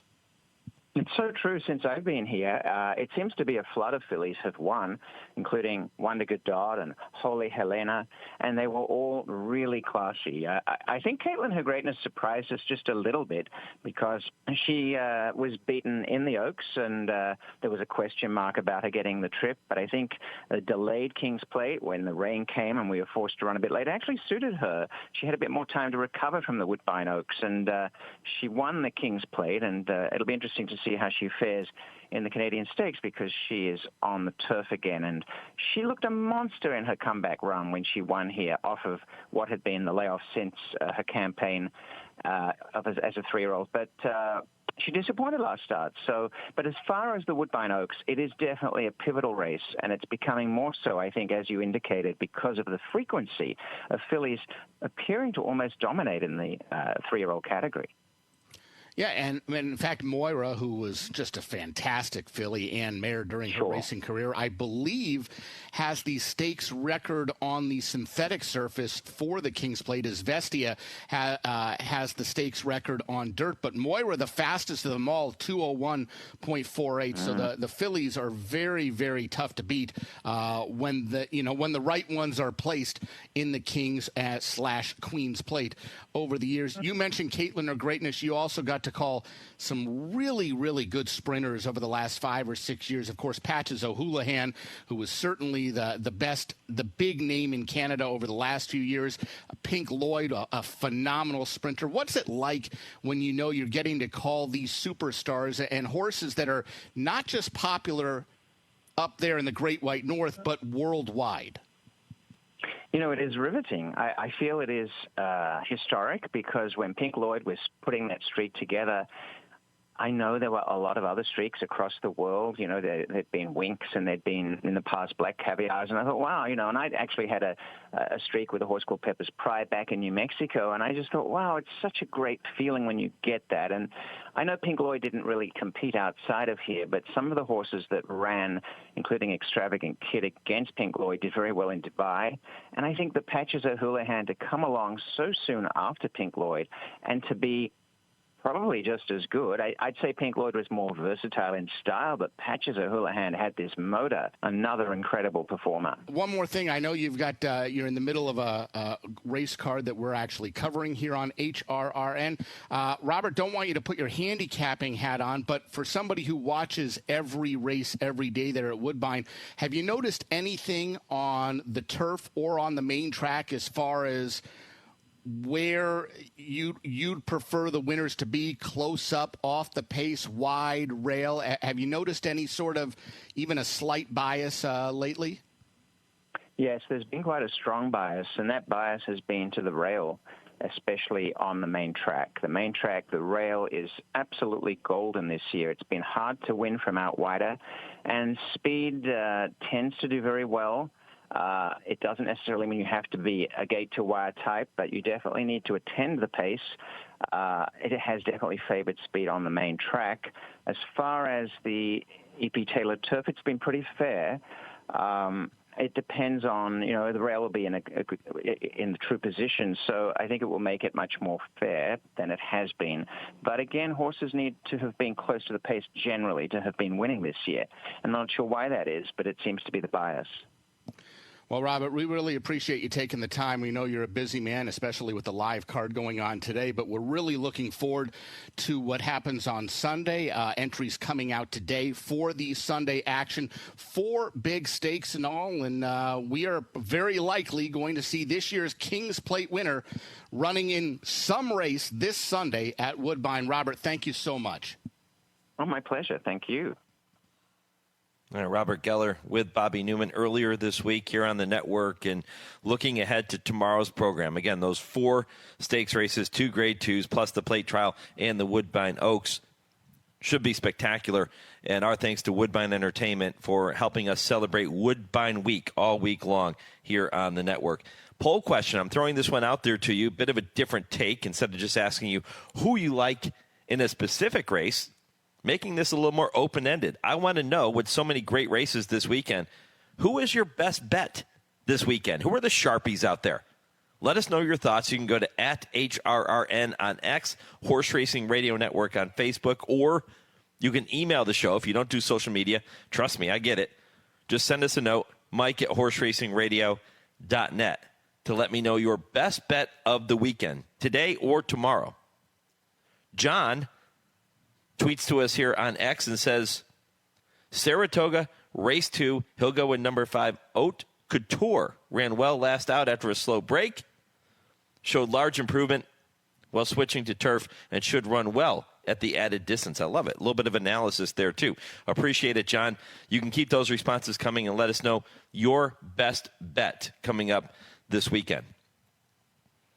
Joe Talamo set to join me here in just a few minutes. Looking forward to that conversation. Joe, a man who has ridden so many big races in his career. 2,343 career wins, many of those coming at Del Mar. He has now stepped away from riding. Is that a permanent move, or will we once again see Joe Talamo in the saddle at some point? I'm going to ask him that question and so many other questions when he joins me in just a few minutes. You're also going to hear from Ashley Anderson coming up at 10 o'clock Eastern with the TwinSpires Triple Play. Kurt Becker, Stroll Through Racing History, coming your way at 10:20. And I Ask, They Answer with Dale and Tim at 10:30. And plenty of things to get to there with Dale and Tim. I'll ask him the question I was asking you earlier in the show. Which race offers the more compelling matchup this afternoon?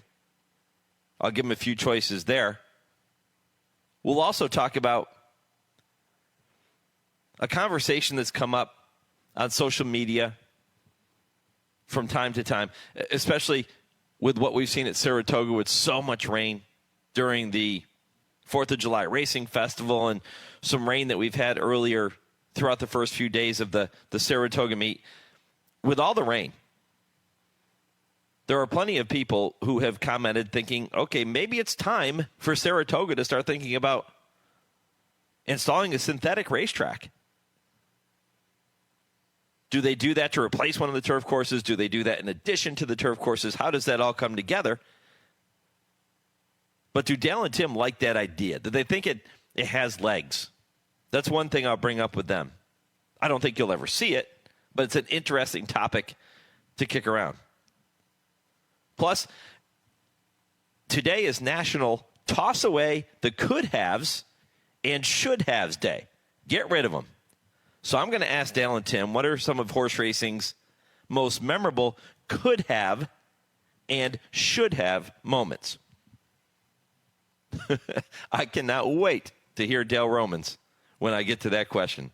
I'm sure, Tim, you'll have a few good ones for us, too. Again, that comes up toward the end of the show, 10:30 Eastern. Joe Talamo joins me next. This is the Equine Forum presented by TwinSpires on HRRN, horse racing's voice. Race to TwinSpires, where you can unlock a $25 risk-free bet. Just use the code HRRN25 when you sign up. And if your first bet doesn't win, TwinSpires will refund your account up to $25. Wagering on the app is fast with free past performances, insider picks, and power plays every day you wager. TwinSpires. Download the app today to earn your $25 risk-free bet. Void where prohibited. For terms and conditions, visit TwinSpires.com. Must be 18 or older, 21 and older where applicable. For help with a gambling problem, call 1-800-GAMBLER. Thinking about getting into racehorse ownership? There's no better time and no better place than right here in Iowa. Owning an Iowa-bred thoroughbred means more money, more perks, and more chances to win. With one of the most lucrative state-bred incentive programs in the country, Iowa-bred horses run for bigger purses, breeder and owner bonuses, and restricted races with less competition. Whether you're just starting out or already in the game, Iowa-breds give you a better return on your investment. Support local, win local.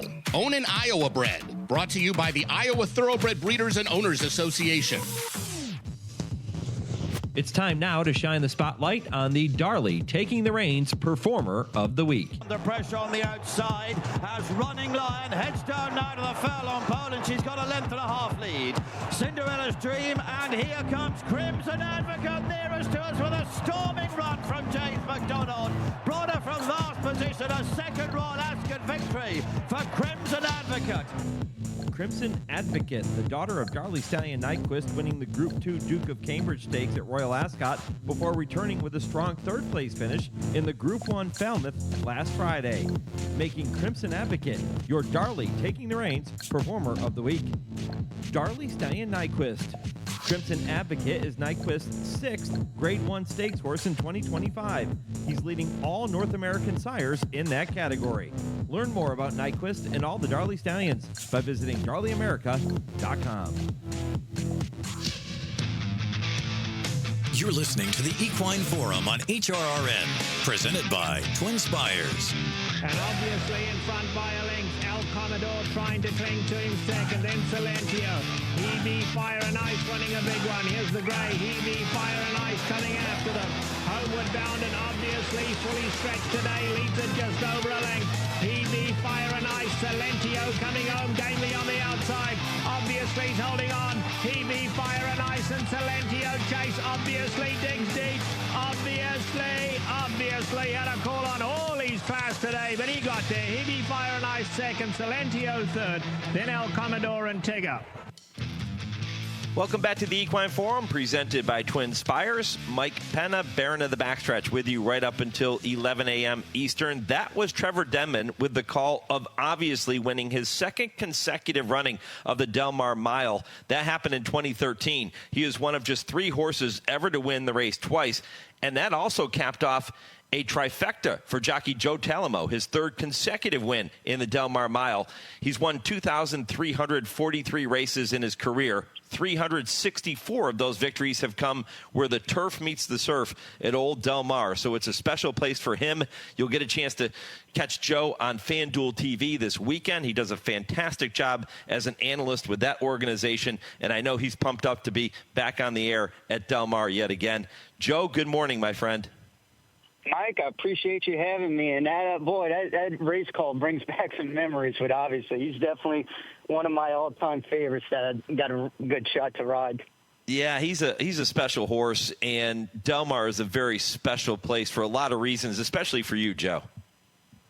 Yeah, it is. I mean, I pretty much started out my career here when I came to California in 2007 with the bug. And then actually Del Mar was the first meet that I rode when I lost my bug, and I ended up, I think I was second in the standings to Michael Bays back then. But, yeah, I've been very fortunate. Got some really good opportunities over the years here, and I didn't know I won that many races here. I never would have thought that. Yeah, it was a big part of your story and your success. And I remember, and Joe, I've told this story before when you've joined me here on the program, but I think it's worth retelling. I remember when we were just getting started with the network. We launched in 2003, 2007. Nobody knew who we were. We made a trip to New Orleans for the Louisiana Derby, and we were going to broadcast that race from the fairgrounds. And I remember you walking out and doing an interview with us on this very same show all those years ago. And if I'm not, I remember that. Yeah, if I'm not wrong, I think that was one of your first interviews you had ever done. I think so. Yeah, that was God, the good old days. 2007, man, that brings back memories. Crazy how time flies. Yeah, I mean, it's so cool to think about where you were then, top apprentice, and then where your career has taken you. And now, you're doing some things on the TV side. And as I mentioned, I think you do a fantastic job there. Well, no, I really appreciate that. And like we talked before, I'm still a 10-pound apprentice doing the on-air stuff, but I've just really enjoyed it a lot.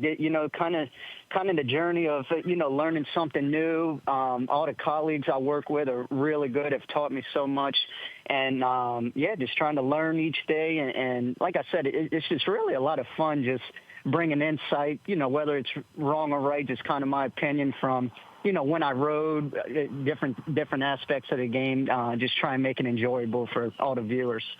One of the things I really enjoy about watching you on FanDuel TV is the insight you bring, because you played the game. You can talk about it from a different perspective than even I can. The next horse I ride is going to be my first, and I love that part of it.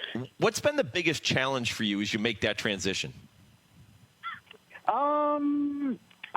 Definitely there's a lot of work that goes into it, and I mean I feel like that's what helped me more than anything as a rider, not only the physicality of it, but just studying the form day in and day out, watching replays. But, when I do analyst for FanDuel TV, it's so different because, if you ride, you might only ride, 2, 3, 4 races a day. So you're really just concentrated on those races. And if you're a speed horse, you pretty much know you're going to go to the lead. You're not worried about everyone else in the race. Whereas now you have to know pretty much every single horse, their aspects of it. And that, I wouldn't say it's a challenge, but that's it's been the fun part for me, is really digging into all of the different aspects of all the horses, especially first-time starters.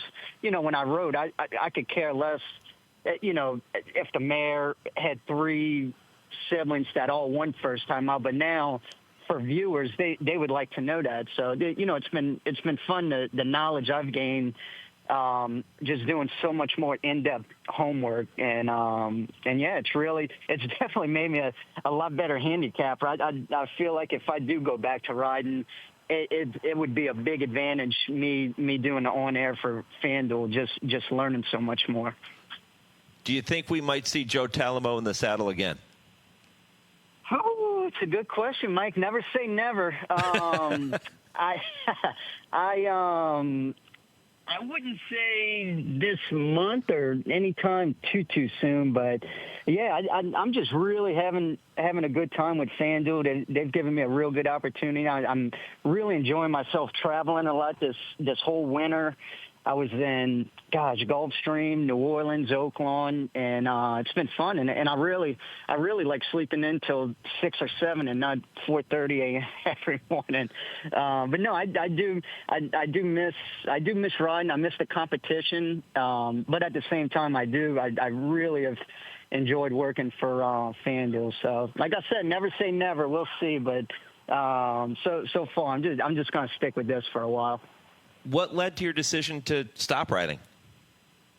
I really just want to take a little time off, kind of burn on. I mean, I've been riding 18 years, but even before that, I mean, but just riding horses since I was, 12 or 13. Just everything was all about being a jockey. And, those 7 days a week, 4 a.m. every morning, 16, 18-hour days. I mean, eventually it does catch up to you. And I think what helped in my decision, too, a lot of jockeys, I say a lot of few, like Kyle Frey and Drayden Van Dyke, I saw they took, a couple months off, freshened up, and came back.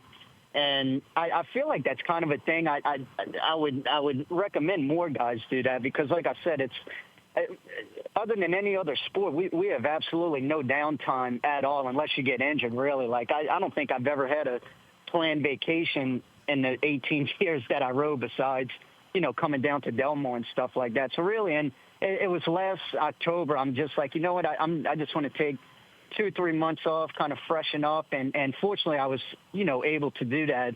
And then this opportunity with FanDuel came available. I think it was like late December, early January, and I really just thought I would do it for a couple, 2, 3 months, see how it worked out. But like I said, I've just kind of fallen in love with it. And like I said, more than anything, the journey's been so fun, just kind of learning, how to be a broadcaster and analyst and stuff like that. And like I said, I still have a ton to learn, but it's been a lot of fun kind of learning on the journey.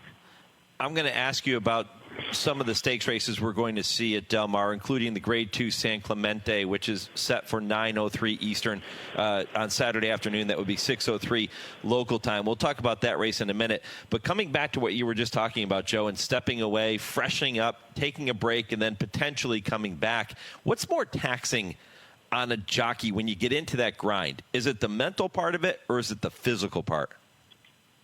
For me, definitely mental. Physically, it's crazy. I haven't put on a pound since I stopped riding, which is nuts. Which is I hate you. I guess you could say. I hate you because I put on. I guarantee you, I put on more pounds since you stopped riding than you'll ever put on. Yeah. But as far as like my routine, I still work out, 4 or 5 days a week. I'm fortunate. I've always been able to kind of eat what I want. Not that I eat in and out every day, but I'm still able to kind of eat whatever I want. So as far as that, I could come back tomorrow and not have to worry about weight. But yeah, I would say for me anyway, the mental part is so hard because it's crazy with being a jockey or even a trainer for that aspect. If you're doing incredible winning at 20, 30%. On the flip side, you're losing at 70 or 80%.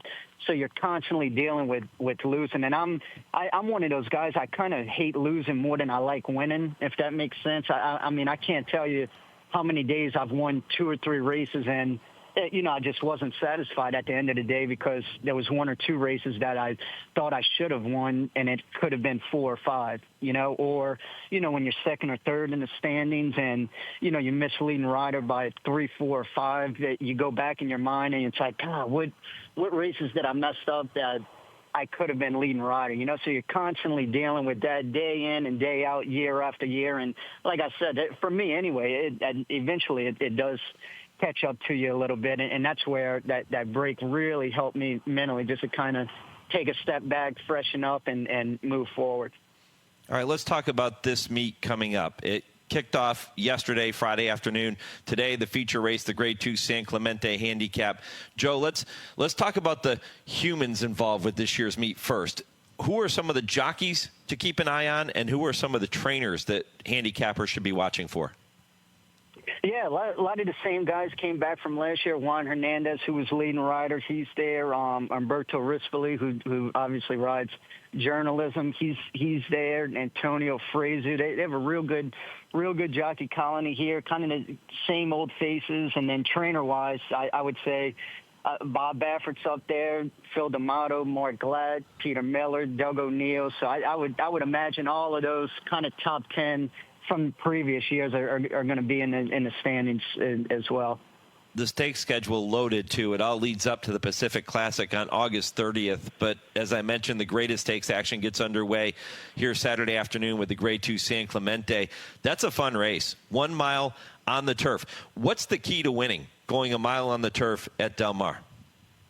Del Mar's a tricky track because it's a pretty short stretch compared to all of the other tracks here in California. So saving ground is definitely imperative, especially on the turf here, and especially if you're drawn way outside, you really want to try and get over as quick as possible. I know the San Clemente is a 9-horse field, so not a crazy full field, but definitely if you're on the outside, you want to try and get over to save some ground, because with the shorter stretch, the turns are a lot tighter. So if you get caught 3, 4, sometimes 5 wide turning for home, that's pretty much a race right there.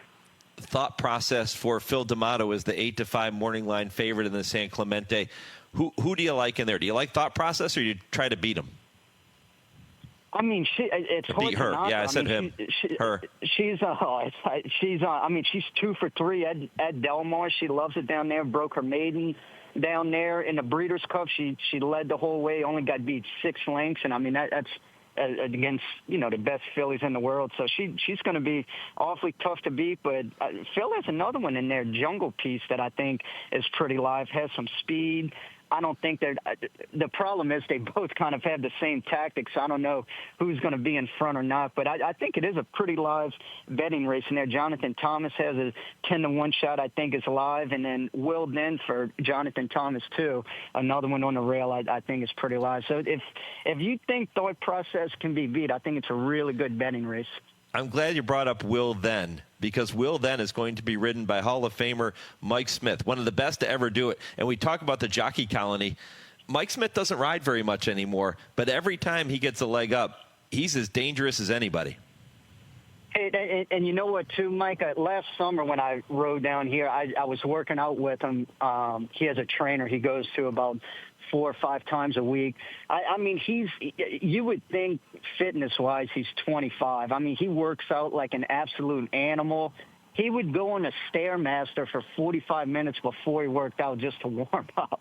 So, I mean, I think I don't know, he lies about his age, so I don't truly know how old he is, but I mean, fitness-wise, he's still in absolute top shape and Hall of Fame riding. So believe me, if I was a trainer, I'd be the first one to try and put him on my horses. Joe, what were some of the other greatest stakes races at Del Mar that you would always circle, saying, okay, if I'm going to win any of these greatest stakes, you like to win them all, but these are the ones that I would love to win? Oh, God, there's so many down here.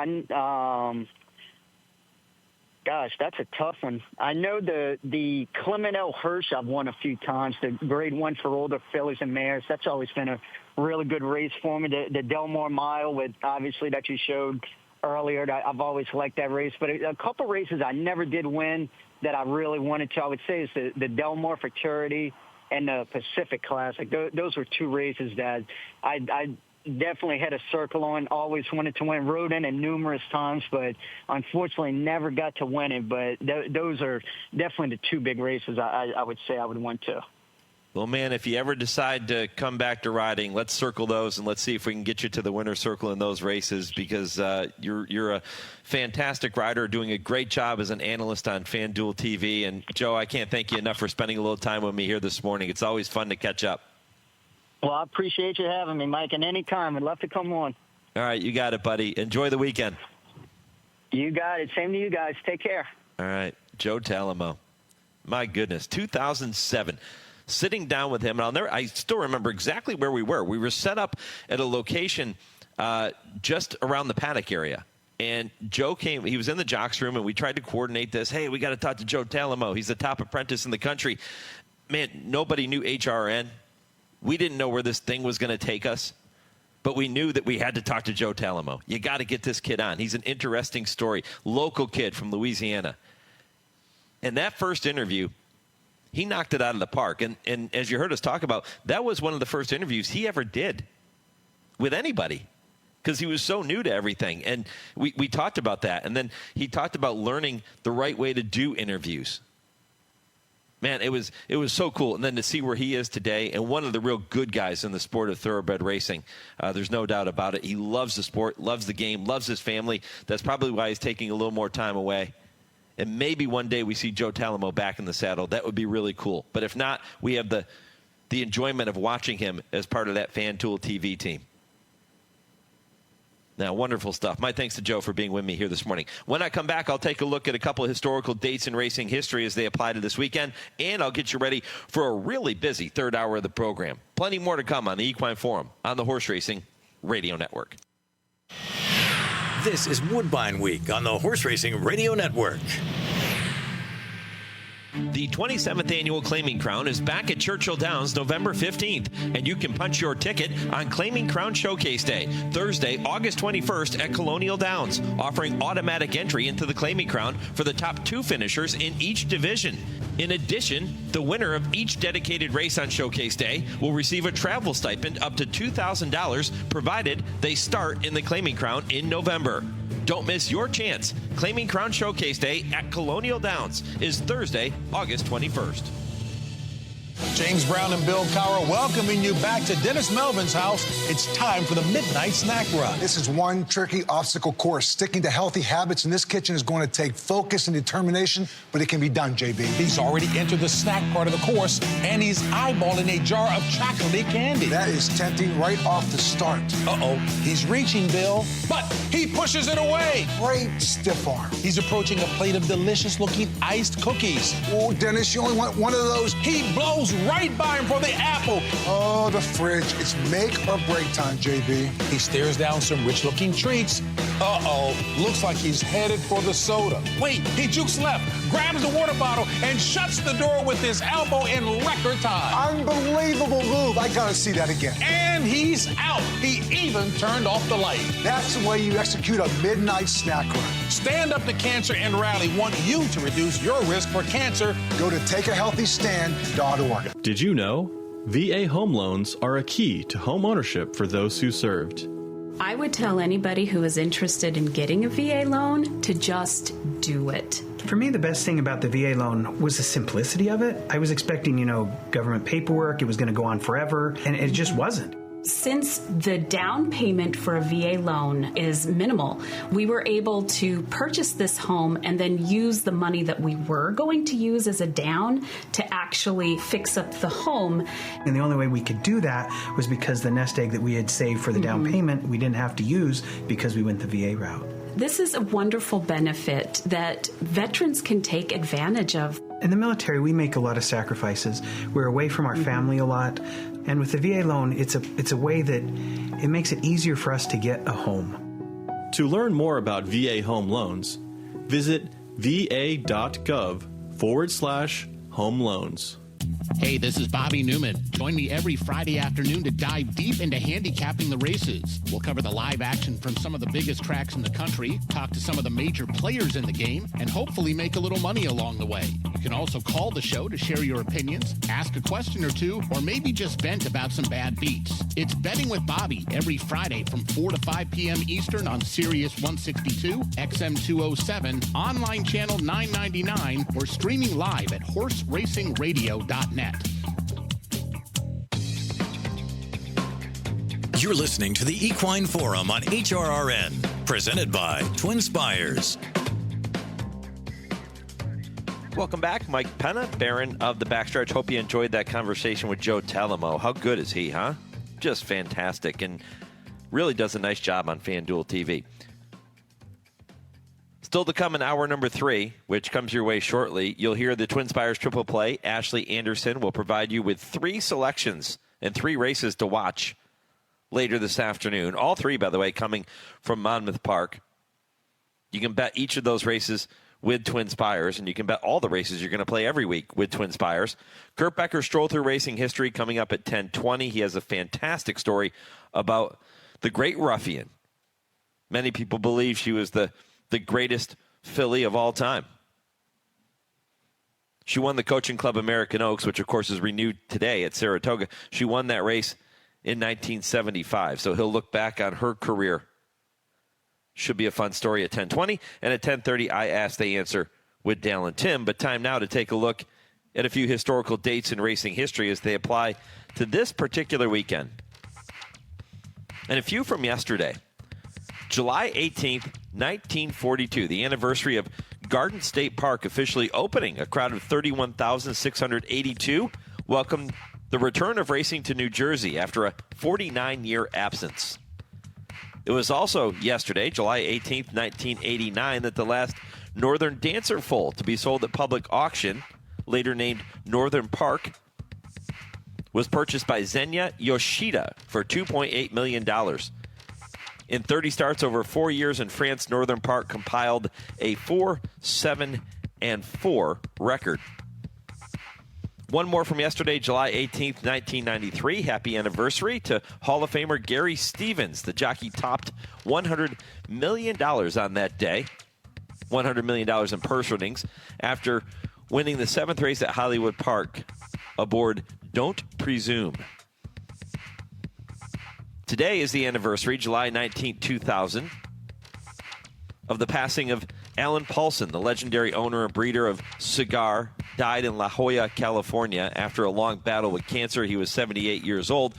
And tomorrow, July 20th, 1951, the anniversary of 6-year-old Citation, the first thoroughbred to earn $1 million. He was retired July 20th, 1951. And those are historical dates in racing history as they apply to this weekend. I'll give you more of those next week. I love doing those segments. Really do. I really enjoy those every single week. Many of those are topics that you don't think about every single day. For example, the Garden State Park anniversary from yesterday. And today, the Jersey Shore is kind of the epicenter of the racing world. I know that there's great racing going on at Saratoga, great racing at Del Mar with opening weekend.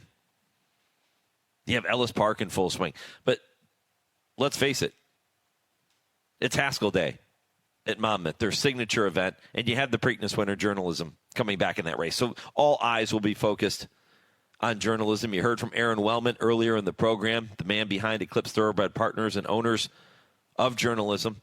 And he talked about the incredible ride that this horse has taken them on and the respect he has for the game. And one of the things I did not get to with Aron, and I wish I had brought this up with him, but Del Mar has launched a new initiative to give younger fans kind of an inside look at the game. They can get up close and personal with horses and trainers and jockeys in the paddock on race days, and it starts tomorrow. It's called Paddock Pals, and the program is going to see a Del Mar staff member randomly select a youngster and their family out of the crowd and accompany them into the paddock before the race. They're going to get a chance to talk to the jockey and get a set of goggles from the jockey, which is always a huge deal for kids. They're going to get a chance to meet the trainer and to be part of the conversations when the trainer's talking to the jockey. This was kind of the brainchild of Aron Wellman, according to Del Mar president Josh Rubenstein. So, kudos to Aron, kudos to Josh and to the team at Del Mar for kicking off something like this. I've said for years on this program that one of the true privileges that I have being involved with the sport is being able to take new people when they come out to the racetrack that maybe have never been exposed to racing. Maybe they have, but they've only gone a couple of times. And I'm privileged enough to be able to bring them into the paddock to watch a horse be saddled, to Keeneland, for example, to walk over with the horse over to where the jockeys come out, to meet a jockey, introduce them to a jockey, to walk through the tunnel, watch a race by the winner's circle, out by the rail, and then occasionally bring them up to meet Kurt Becker in the announcer's booth and watch him call a race. To me, that's one of the greatest ways to create new racing fans, and this ties right into it. So kudos to Del Mar, to Aron, to Josh, to everybody involved with this idea. It's fantastic. All right, Hour 3 coming your way next. Again, it begins with the TwinSpires Triple Play. Ashley Anderson has those 3 races for you. If your local station is leaving us at this time, continue listening nationwide on SiriusXM. You can also listen via streaming at horseracingradio.net and on ESPN 680 in Louisville. Back with Hour 3 right after this 10-second pause for station identification. This is the Horse Racing Radio Network, where racing comes to talk.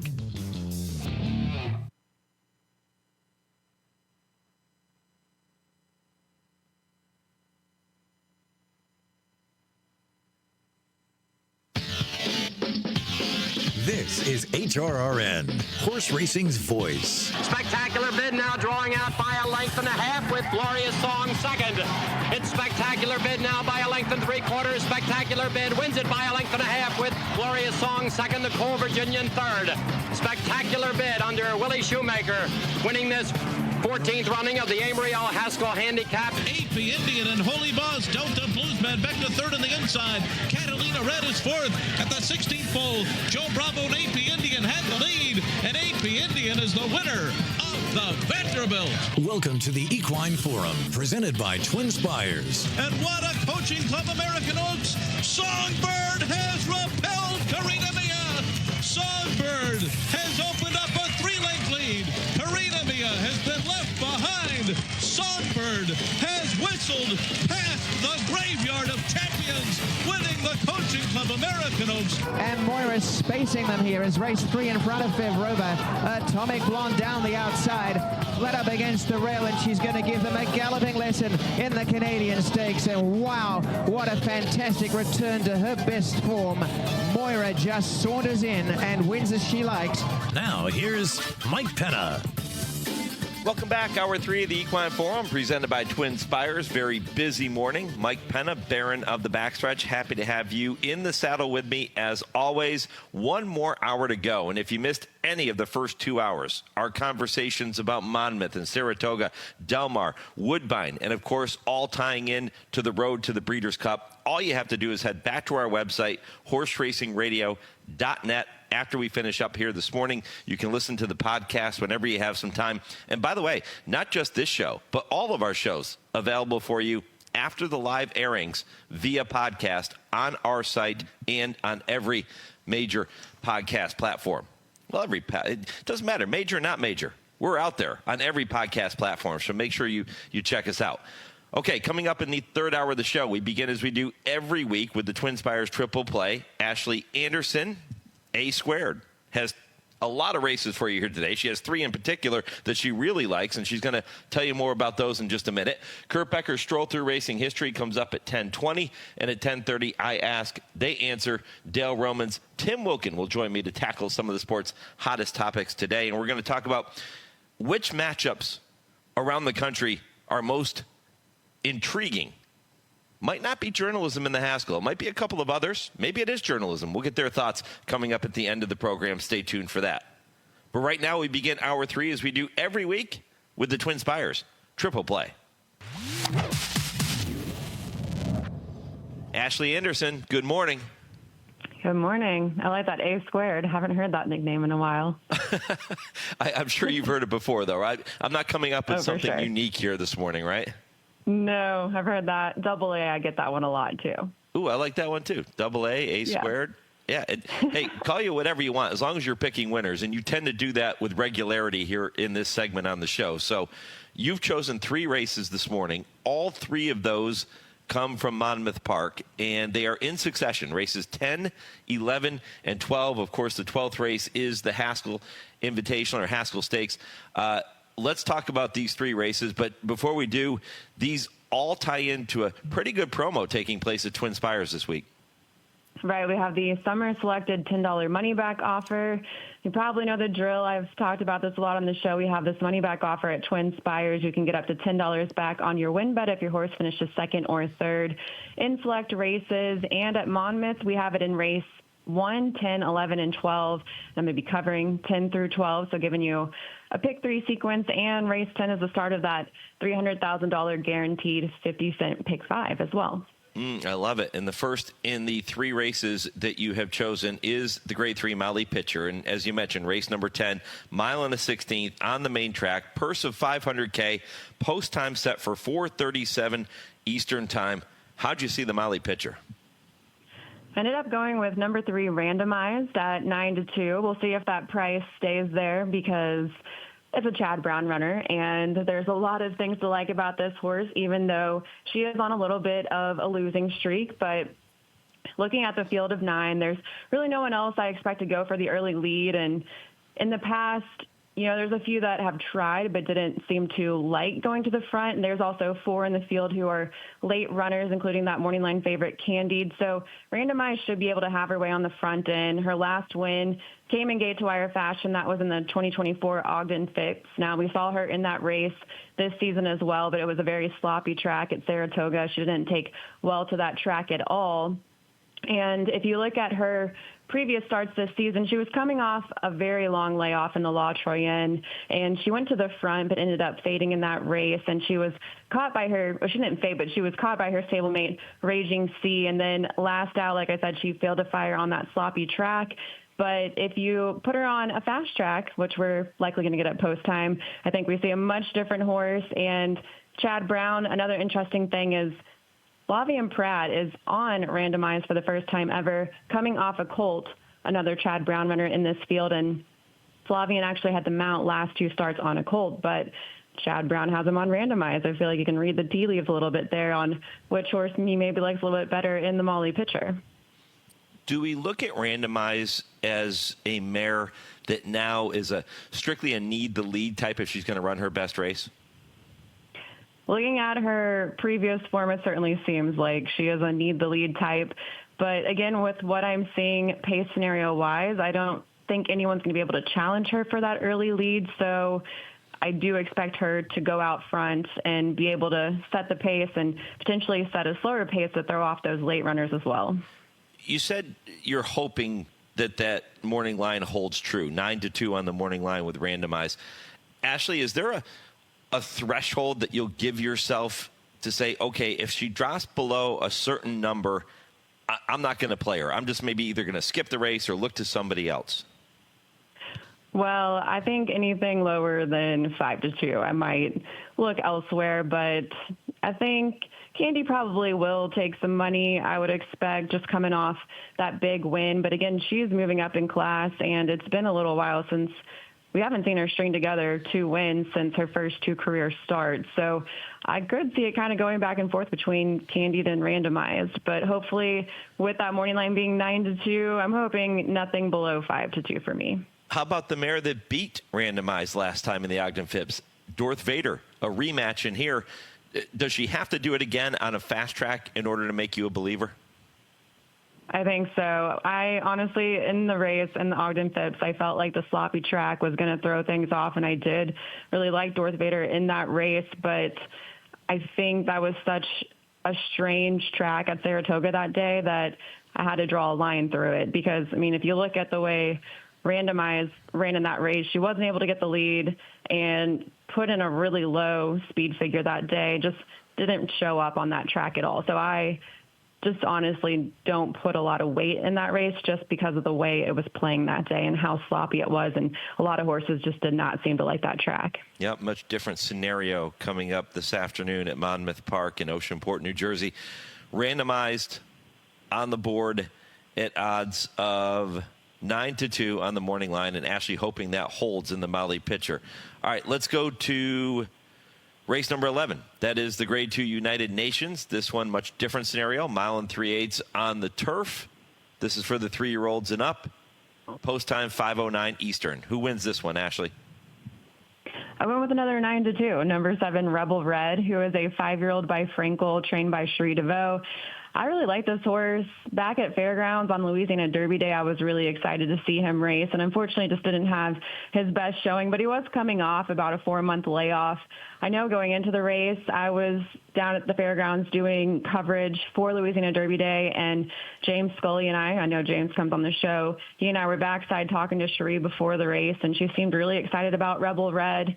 He did in his next start do a little bit better at Keeneland, ended up finishing a rallying 4th to a next out graded stakes winner in Utah Beach. And the interesting thing is that next start that Utah Beach won was the Grade 3 Louisville, where Rebel Red I thought was a strong contender in that race, but he clipped heels with another horse, ended up taking a spill, but luckily everything was fine, but didn't finish the race. He then came back at Churchill Downs in the Chorleywood at the distance of 1 3/8 of a mile, and he won by 2 lengths over a really good field of 8. And I thought he showed the potential I always thought was there. And coming off of that start, I feel like he's moving back up in class. He's picking up Luis Saez, who's not normally his rider. Jose Ortiz normally is, but he has mounts at Saratoga. But Luis is a very capable, solid turf rider, so I'm not concerned about the switch. And Rebel Red put in a sharp work ahead of this. I think there's enough horses that'll go to the front to create the pace setup that's ideal for Rebel Red, and he has a 105 late pace rating last out, which tells me he's a very, very strong closer in this field, so I will play him to win at 9-2. Why do you think the favorite in here, morning line favorite, Chad Brown's runner, redistricting, is a bit vulnerable? You know, going a little bit longer, has been racing at 1 1/8 the last 3 starts, and obviously looked very good in the Monmouth Stakes, but moving back up in class. And when facing graded stakes company, hasn't necessarily looked quite as strong. So I'd like to play against a Chad Brown favorite in this race for that reason, just with the question mark of the distance. And again, looking at how that horse has won in the past, went gate to wire last time out, but there is other speed to contend with. Limited liability right to the outside is going to go to the front, and a couple others as well. So I think this is going to set up nicely for an off-the-pace runner. And looking at who's in the field, Rebel Red with that strong closing kick just seems like the right one to back in this pace scenario. Yeah, again, number 7 in the United Nations, the son of the outstanding horse Frankel.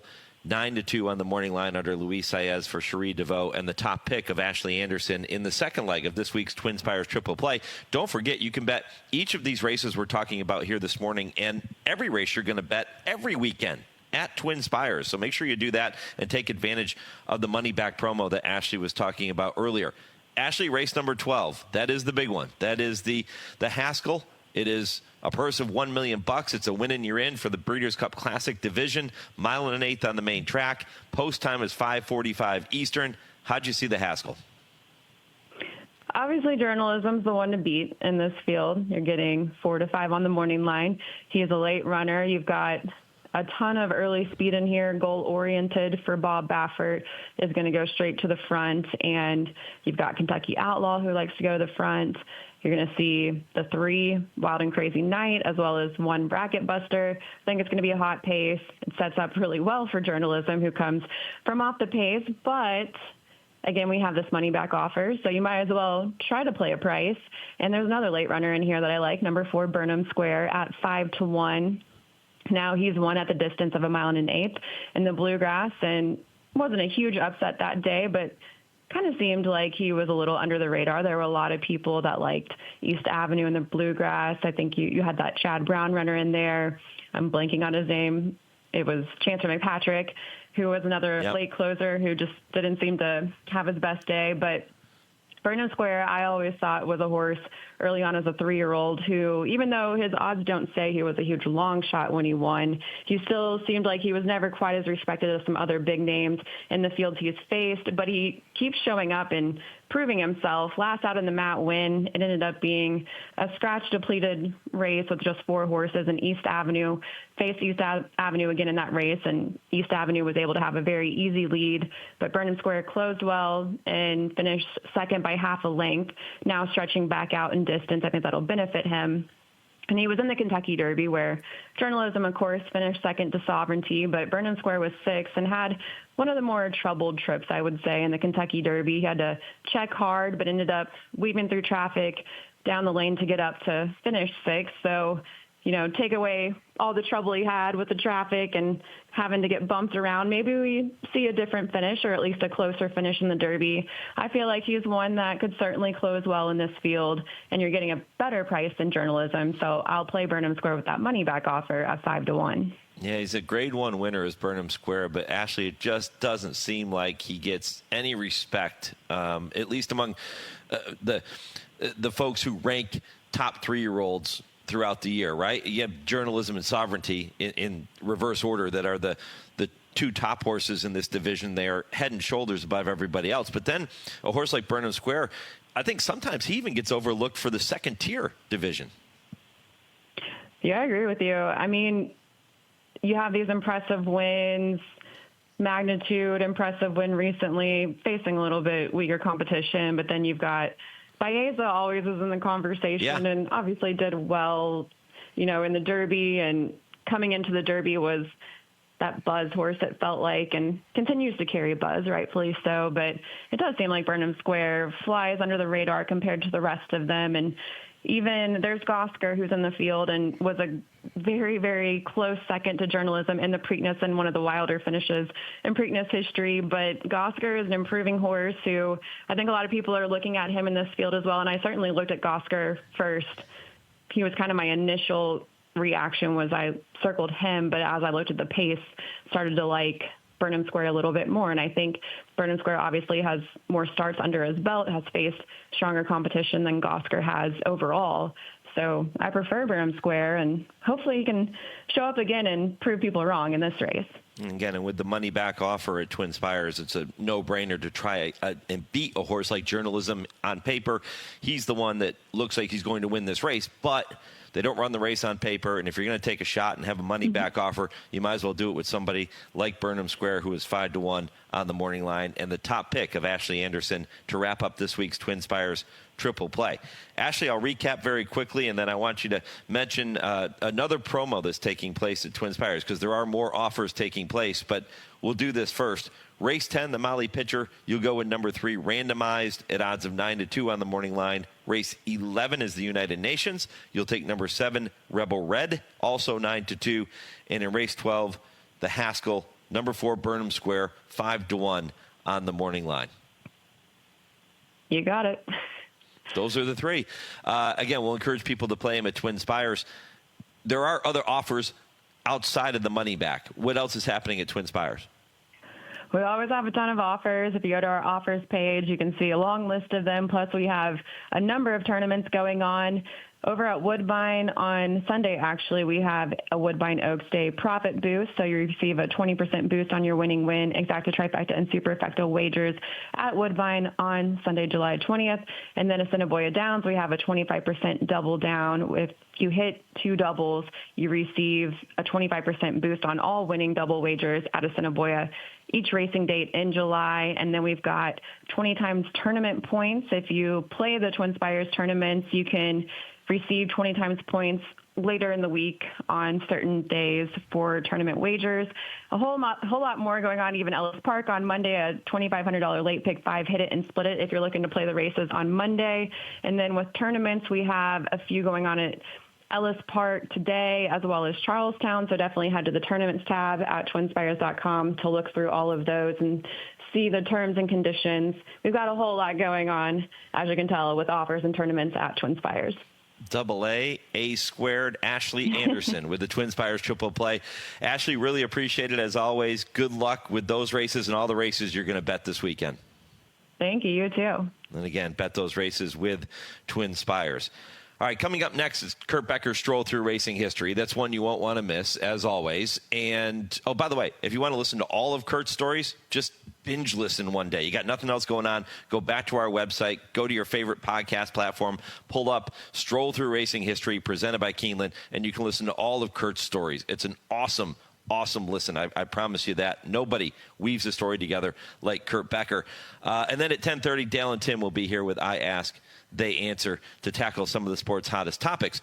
Impossible trivia question. The answer coming your way at the end of the show, right around 10:55 Eastern. What American-trained horse holds the unique distinction of being the only Kentucky Derby winner to also win the Canadian International Stakes? Think about that for a minute. Challenge yourself. I know Lee De La Pena has done it with this week's question. And again, the answer coming up at the end of the program, right before we wrap things up at 11 Eastern. Kurt Becker's Stroll Through Racing History is next on the Equine Forum, presented by TwinSpires on HRRN. Race to TwinSpires, where you can unlock a $25 risk-free bet. Just use the code HRRN25 when you sign up. And if your first bet doesn't win, TwinSpires will refund your account up to $25. Wagering on the app is fast with free past performances, insider picks, and power plays every day you wager. TwinSpires. Download the app today to earn your $25 risk-free bet. Void where prohibited. For terms and conditions, visit TwinSpires.com. Must be 18 or older, 21 and older where applicable. For help with a gambling problem, call 1-800-GAMBLER. Colonial Downs summer racing season is here, beginning Wednesday, July 9th, with racing 4 days a week. Afternoon racing on Wednesdays, Thursdays, and Saturdays at 12:30 p.m. Eastern, and a twilight post of 4 p.m. Eastern every Friday. Back is our popular 12% takeout pick 5 offered twice daily. Join us for our biggest days of the season, August 9th at noon for Colonial Downs Festival of Racing, which features the Arlington Million, and then September 6th, the Grade 3 Old Dominion Derby. Colonial Downs, the race is just the start. Live racing for the 25-day Ellis Park meeting begins Thursday, July 3rd and runs through Saturday, August 24th, with a record $4 million in stakes purses led by 7 stakes across Kentucky Downs Preview Weekend on August 2nd and 3rd, and 6 stakes on Sunday, August 10th, featuring the $300,000 Ellis Park Derby and the $200,000 Groupie Doll. Connections with Kentucky-bred horses will be competing for $100,000 maiden special weight purses and allowances up to $108,000, and horse players will have plenty of action throughout the summer. For a full list of events, visit EllisParkOwensboroGaming.com. You're listening to the Equine Forum on HRRN, presented by TwinSpires. Hello, I'm Kurt Becker. Thanks for joining me as I take another stroll through racing history presented by Keeneland. She was a 2-time Eclipse champion and a Hall of Fame filly. She tied or broke the stakes record in each of her 8 stakes wins and was unbeaten in 10 starts against her own sex. And she died 50 years ago this month in the midst of her 3-year-old season. Her name was Ruffian. Foaled on April 17, 1972 at Claiborne Farm in Paris, Kentucky, Ruffian was a dark bay or brown filly by reviewer out of Shenanigans by Native Dancer. Bred by Mr. and Mrs. Stuart S. Janney Jr. of Glendon, Maryland, and raced in the name of their Locust Hill farm, Ruffian was a big, stout filly which the Associated Press once described as the coal-black filly whose value is pure gold. Ruffian was electrifying from the time she began her racing career, winning on debut as a juvenile in May of 1974 at Belmont Park by a margin of 15 lengths. She equaled the track record in the process, getting 5.5 furlongs in 103 flat. In her next start on June 12th, Ruffian won the Grade 3 Fashion Stakes at Belmont and once again equaled the track record. From there, she went to Aqueduct to win the 68th running of the Astoria Stakes, cruising by 9 lengths in stakes record time of 1 minute 2 4/5 seconds. Taking a step upward in class in the Grade 1 sorority at Monmouth Park in July, Ruffian added another win in stakes record time. Getting the 6 furlongs in 109 for trainer Frank Whiteley Jr. and jockey Jacinto Vasquez, she won by 2 lengths to run her record to 4 wins in as many starts. In her final appearance of 1974, on August 23rd at Saratoga, Ruffian drew clear down the lane to win the 83rd running of the Spinaway Stakes by 12 3/4 lengths. She broke the stakes record by getting the 6 furlongs in 1 minute, 8 3/5 seconds, and scored her second straight win at the Grade 1 level. Talk began circulating of Ruffian possibly facing Colts that fall in the Champagne Stakes at Belmont Park, but a hairline fracture of her right hind ankle sent her to the sidelines for the remainder of the year. She had still done enough, however, to earn the Eclipse Award as champion 2-year-old filly of 1974. Ruffian returned to the races as a 3-year-old on April 14, 1975, winning an allowance company by nearly 5 lengths at Aqueduct. She returned 2 weeks later to the same track and won the 26th running of the Cumley Stakes by nearly 8 lengths in stakes record time of 1 minute 21 1/5 seconds for the 7 furlongs. And still, the stakes wins kept coming, and so did the stakes records. On May 10th, Ruffian won the Grade 1 Acorn Stakes at Aqueduct, drawing away by 8 lengths to win in stakes record time of 1 minute 34 2/5 seconds for the 1 mile distance. 3 weeks later at Aqueduct, she won again, this time taking the Grade 1 Mother Goose Stakes in yet another stakes record performance. The time was 1:47 4 for the distance of 1 1/8 miles, and the margin of victory was 13 1/2 lengths. On June 21st, Ruffian added another Grade 1 score, taking the Coaching Club American Oaks at Belmont Park to become the 4th filly ever to win the American Triple Tiara, also known as New York's Triple Crown for fillies. She got the 1.5 miles that day in 2 minutes 27 4/5 seconds to tie the stakes record. Ruffian had upped her overall mark to 10 wins in as many starts, all against her own sex, with a combined margin of victory of more than 83 lengths. There had been 8 stakes records in as many attempts, and Vasquez had described her as brute force with speed to burn, adding, "You just can't believe how much strength she's got." Described often by the media as an Amazon, Ruffian was big and powerful, and there had been talk ever since her 2-year-old campaign of the possibility she would race against males. That was when the topic of a match race developed. Before long, it was more than talk. With Belmont Park as the location and CBS Sports providing national television coverage, a match race between Ruffian and Kentucky Derby winner Foolish Pleasure was scheduled for July 6, 1975. The purse was $350,000 and the distance 1.25 miles. But just 3.5 furlongs into the race, and with Ruffian and Foolish Pleasure involved in an intense battle for the lead, Ruffian sustained a catastrophic injury. She underwent surgery, which lasted for several hours, but at 2 a.m. on Monday, July 7th, Stuart Janney Jr. told the veterinary staff to put an end to her suffering. Ruffian was laid to rest on the infield at Belmont Park in a private ceremony following a brief life which had been filled with the sounds of cheering and victory. Her burial, by contrast, took place in the quiet of darkness after sundown. In the summer of 2023, her remains would be exhumed and transported to Kentucky, where she would be reinterred at Claiborne Farm, the site of her birth. Claiborne President Walker Hancock said, quote, "We are honored that Ruffian has returned home. She is known throughout racing as one of the greatest fillies of all time, and it's only fitting that she return to her birthplace." End quote. We remember Ruffian, the class and heart of a champion. Please join me again next week when I take another stroll through racing history presented by Keeneland. For HRRN, I'm Kurt Becker. Thanks, Kurt, for that story. If you missed it, go to our website to check out the podcast of every Stroll Through Racing History. And don't forget, while you're there, to check out our Trainer Talk presented by Fasig-Tipton and sign up for our email newsletters to stay up to date on the latest news and guests set to appear on our shows. Dale and Tim coming up next with I Ask, They Answer. This is the Equine Forum presented by TwinSpires on HRRN. Race to TwinSpires, where you can unlock a $25 risk-free bet. Just use the code HRRN25 when you sign up. And if your first bet doesn't win, TwinSpires will refund your account up to $25. Wagering on the app is fast with free past performances, insider picks, and power plays every day you wager. TwinSpires. Download the app today to earn your $25 risk-free bet. Void where prohibited. For terms and conditions, visit TwinSpires.com. Must be 18 or older, 21 and older where applicable. For help with a gambling problem, call 1-800-GAMBLER.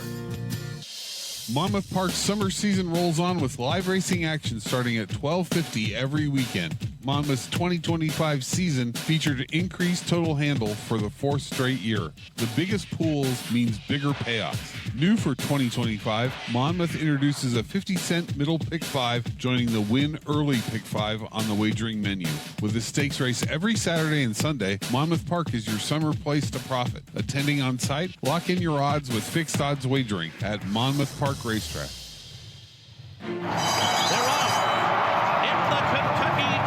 His sire is one of the most exciting young stallions in the world. His dam has become one of the most important broodmares in the industry.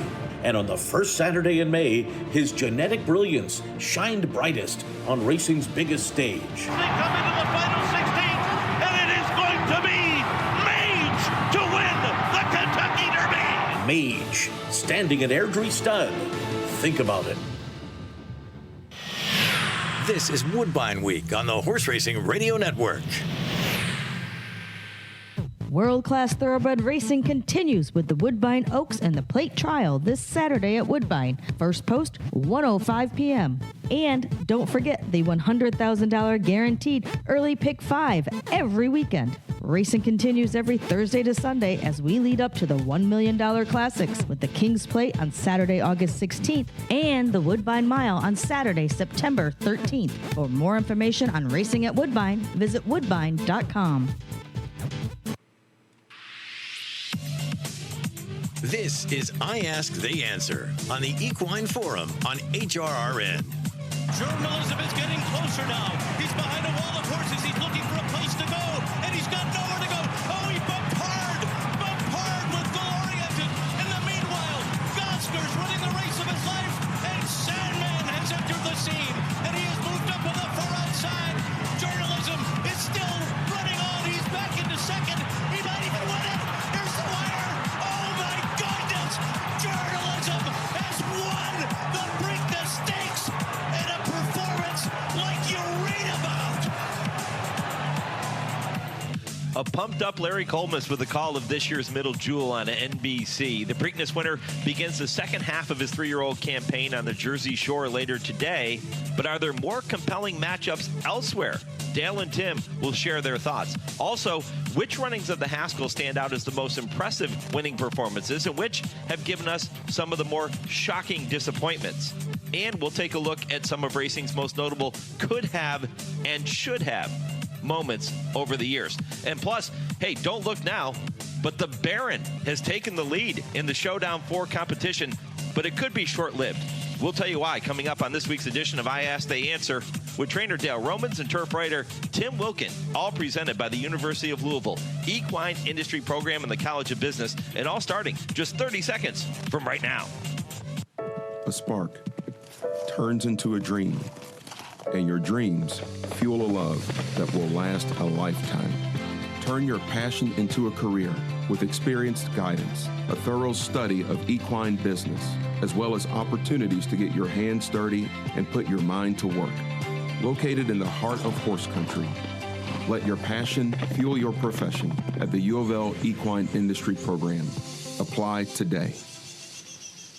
All right, guys, our first question comes from a listener, and it is Shane in North Carolina, who is always great about sending us topics, and will remind listeners that if you have a topic you want to hear Dale and Tim discuss or debate, you can email the show or you can post them on our social media pages. Shane in North Carolina, Dale has a question for you.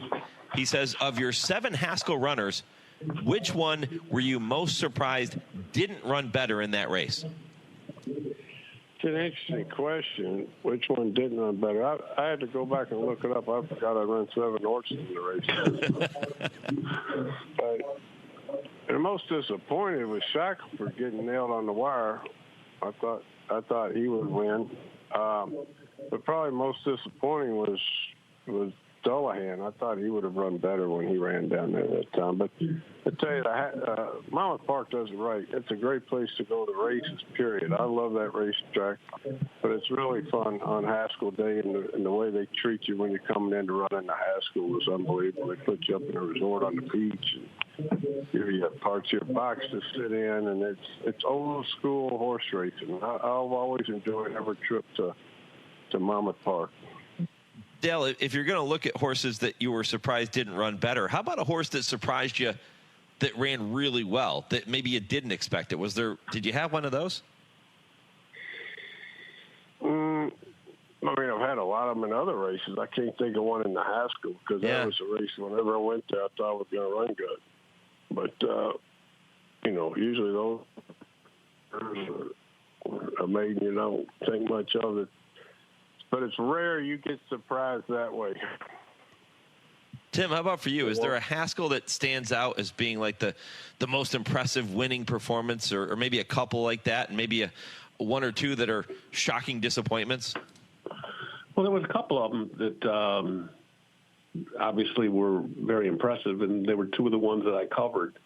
I left Saratoga to go down to see Rachel Alexandra beat the boys in 2009. She won by half a dozen lengths on her way to the, her championship season.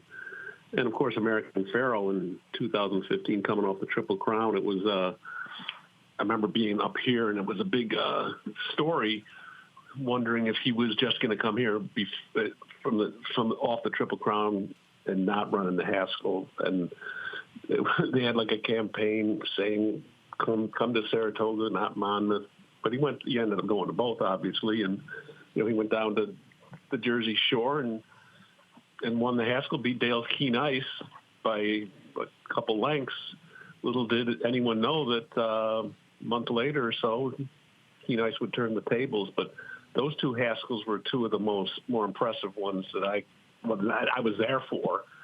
And the disappointments, I mean, a couple in 2023. Go Rocket Ride for Dick Mandela. That was his first Haskell appearance in 23 years. He beat the Kentucky Derby Mage by a length and 3/4, and unfortunately, Go Rocket Ride, was euthanized right before the Breeders' Cup after a training accident out in California. And the other one that kind of sticks out of it as disappointment is Cyberknife. He won at 17-1, beating Taba in 2022, who was the now horse, and also beat Jack Christopher, who was a 3-5 choice. So those were the two disappointments that stick out to me, and Pharoah and Rachel were the ones that stick out as the biggest ones. How about Verrazano? Didn't he win that race by like the length of the stretch? Yeah, and then he came up here and didn't know anything. Right. Yeah, it's hard. Dale, how do you decide after the Triple Crown campaign, if your horse runs through, let's say, 2 or 3 of the Triple Crown races, how do you decide if the Haskell is the right spot to bring him back, or if you wait until later in the season? You're running out of 3-0 races at a time, so you got the Haskell, Jim Dandy, the big ones that are going to make you a stallion. You got the Haskell, Jim Dandy, and the Travers. And I always opted to go to the Haskell and skip to Jim Dandy's and run back into Travers. It worked out pretty good for us with horses, but I don't know who's running where. You kind of decide who's going to, like journalism. I mean, does he really want to come up and hook the horse that's beat him twice already, or would he pick up the grade 1 in the Haskell and then meet him in the Travers if he has to? So who's going where you're stable. I've always found Monmouth's racetrack an easy racetrack to go in and run for some reason. It's not one like you come up here, a lot of horses don't like it. It's deeper, heavier, and you better have been training here before you would run. But to ship into the Haskell, there's racetracks like Haskell. I've always found the Aqueduct to be easy to ship into. People say Churchill's not that easy, but that plays into it a little bit. Interesting. Shane, appreciate the question. And again, if you have a question for Dale and Tim, you can email the show, mike@horseracingradio.net, or you can post your question on our social media pages, and we'll do our best to work it in going forward. A couple more listener questions. Can I ask one question to Dale about that? Yeah, shoot. Dale, when Keen Ice finished second in the Haskell, was that the convincer to go to the Travers, or was that the plan all along? All right. Well, the Travers and Haskell with Keen Ice, I had chased him several times through the year already. I think that was our fourth time we met. They kept increasing purses for him to come to races, and we were making a lot of money running behind him. But in the Haskell, his jock was gearing down on him at the end, but it seemed to me like he needed to, like he was running out of horse, and we were running at him and galloped out past him, and he never picked a bit up to go with the horse galloping out. And I kind of noticed that. It made me think that, he may be getting tired flying back and forth across the country. He danced every dance. He'd run hard every race. And it kind of gave me a little confidence going into the Travers that we had a chance if things set up right, which they did, that we could beat him. Okay. Yeah, one of the great performances there, for sure. All right, let's move on to the next topic, guys, and I know Dale's going to love this one. He loves when we compare matchups and compare horses. So, Tim, I'll come to you first. More compelling matchup this afternoon. I chose 3 races. You have Immersive versus La Cara and Take Charge Milady in the Coaching Club American Oaks. You have Bookham Dano's rematch with Mulligan and Nakatomi in the A.G. Vanderbilt. Or you have Journalism versus Gosker and Goal Oriented in the Haskell. Which one's the most compelling? Since I'm at Saratoga, I should take a Saratoga race, but I'm not. I'm really interested to see Journalism's return. Back in the Preakness, before he ran the Belmont, it looked like he had absolutely zero chance to win after he had that bumping incident in upper stretch, and Gosker had slipped away to looked like an insurmountable 5.5 length lead or whatever it was, but Journalism came running and nailed him at the end. I'm kind of interested to see how Gosker is going to progress heading into this spot. I mean, if he runs the same race he did in Baltimore, maybe he does give Journalism all he can handle, although Journalism, I do believe, is the superior animal.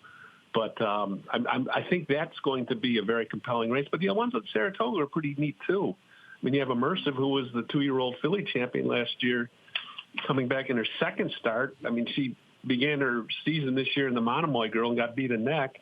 And Brad Cox will be the first to tell you that, the goal for Immersive was not the Monomoy Girl. It was the races that are starting up now with the Coaching Club American Oaks, and which is today, and then the Alabama later on.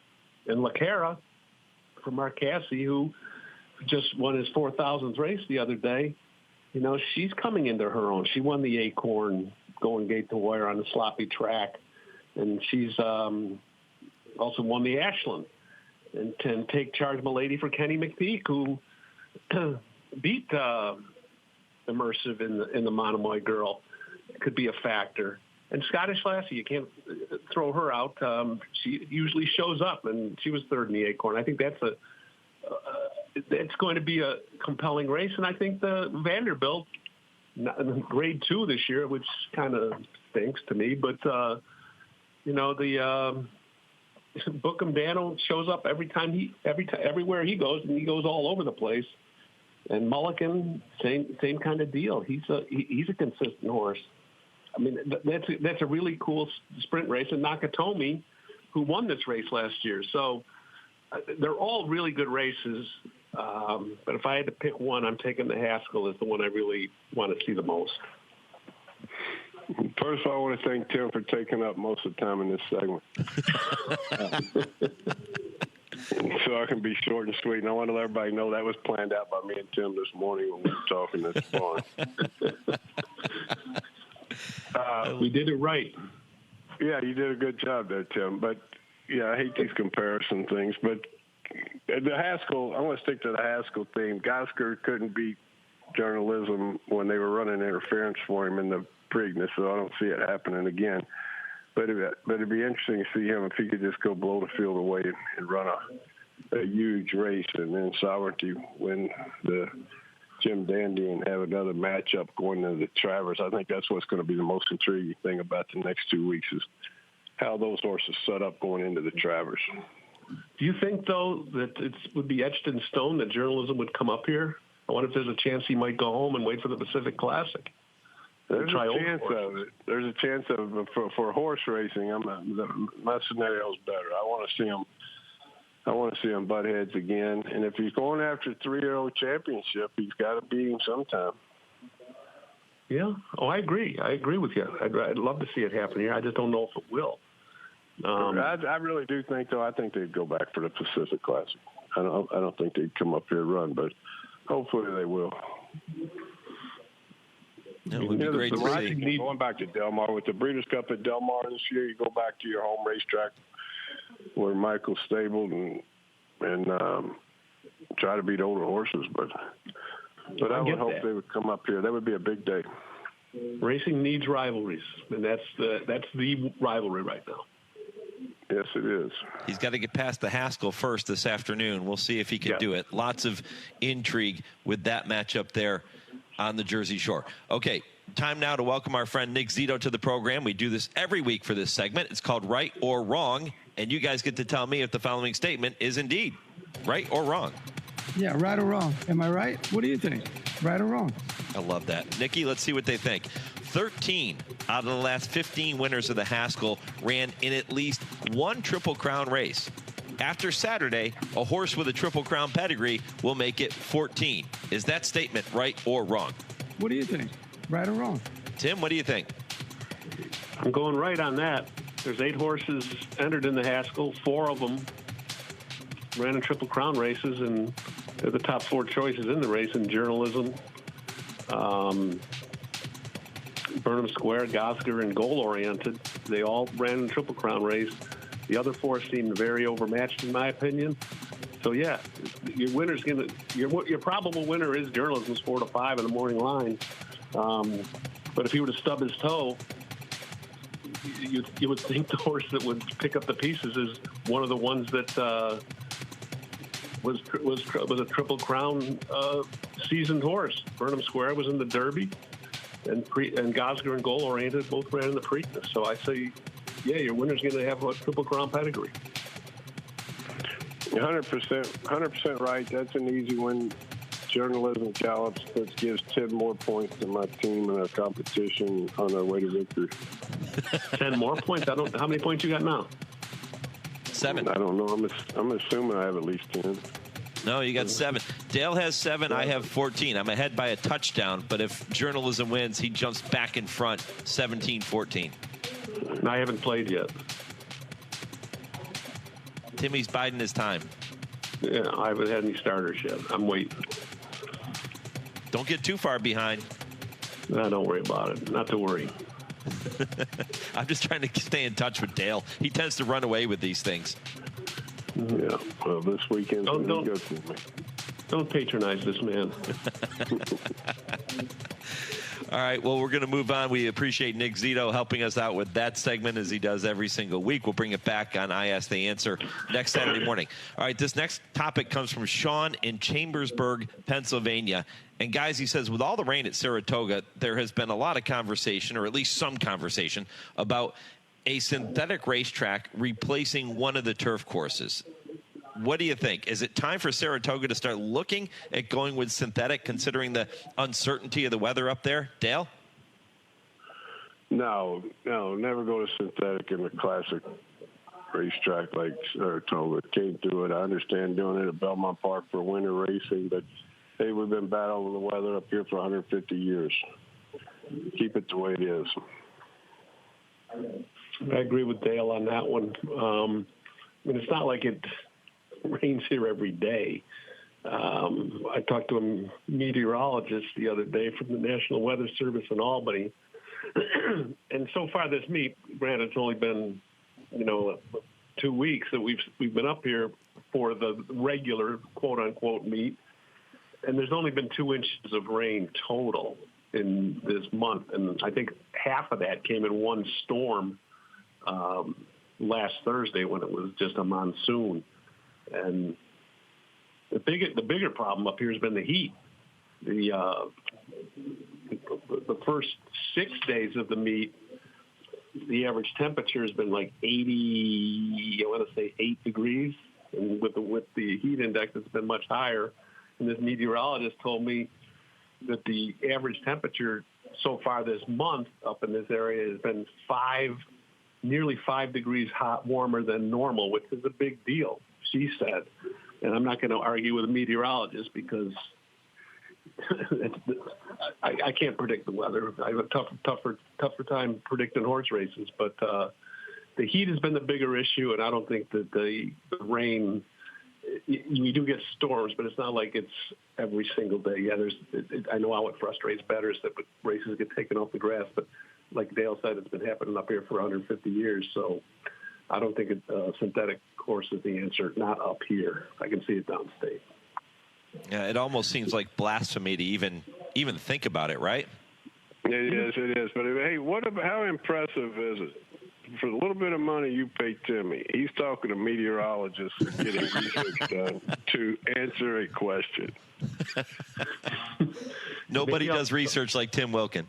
That impressed me when he said he's talked to a meteorologist about a question about synthetic track at Saratoga.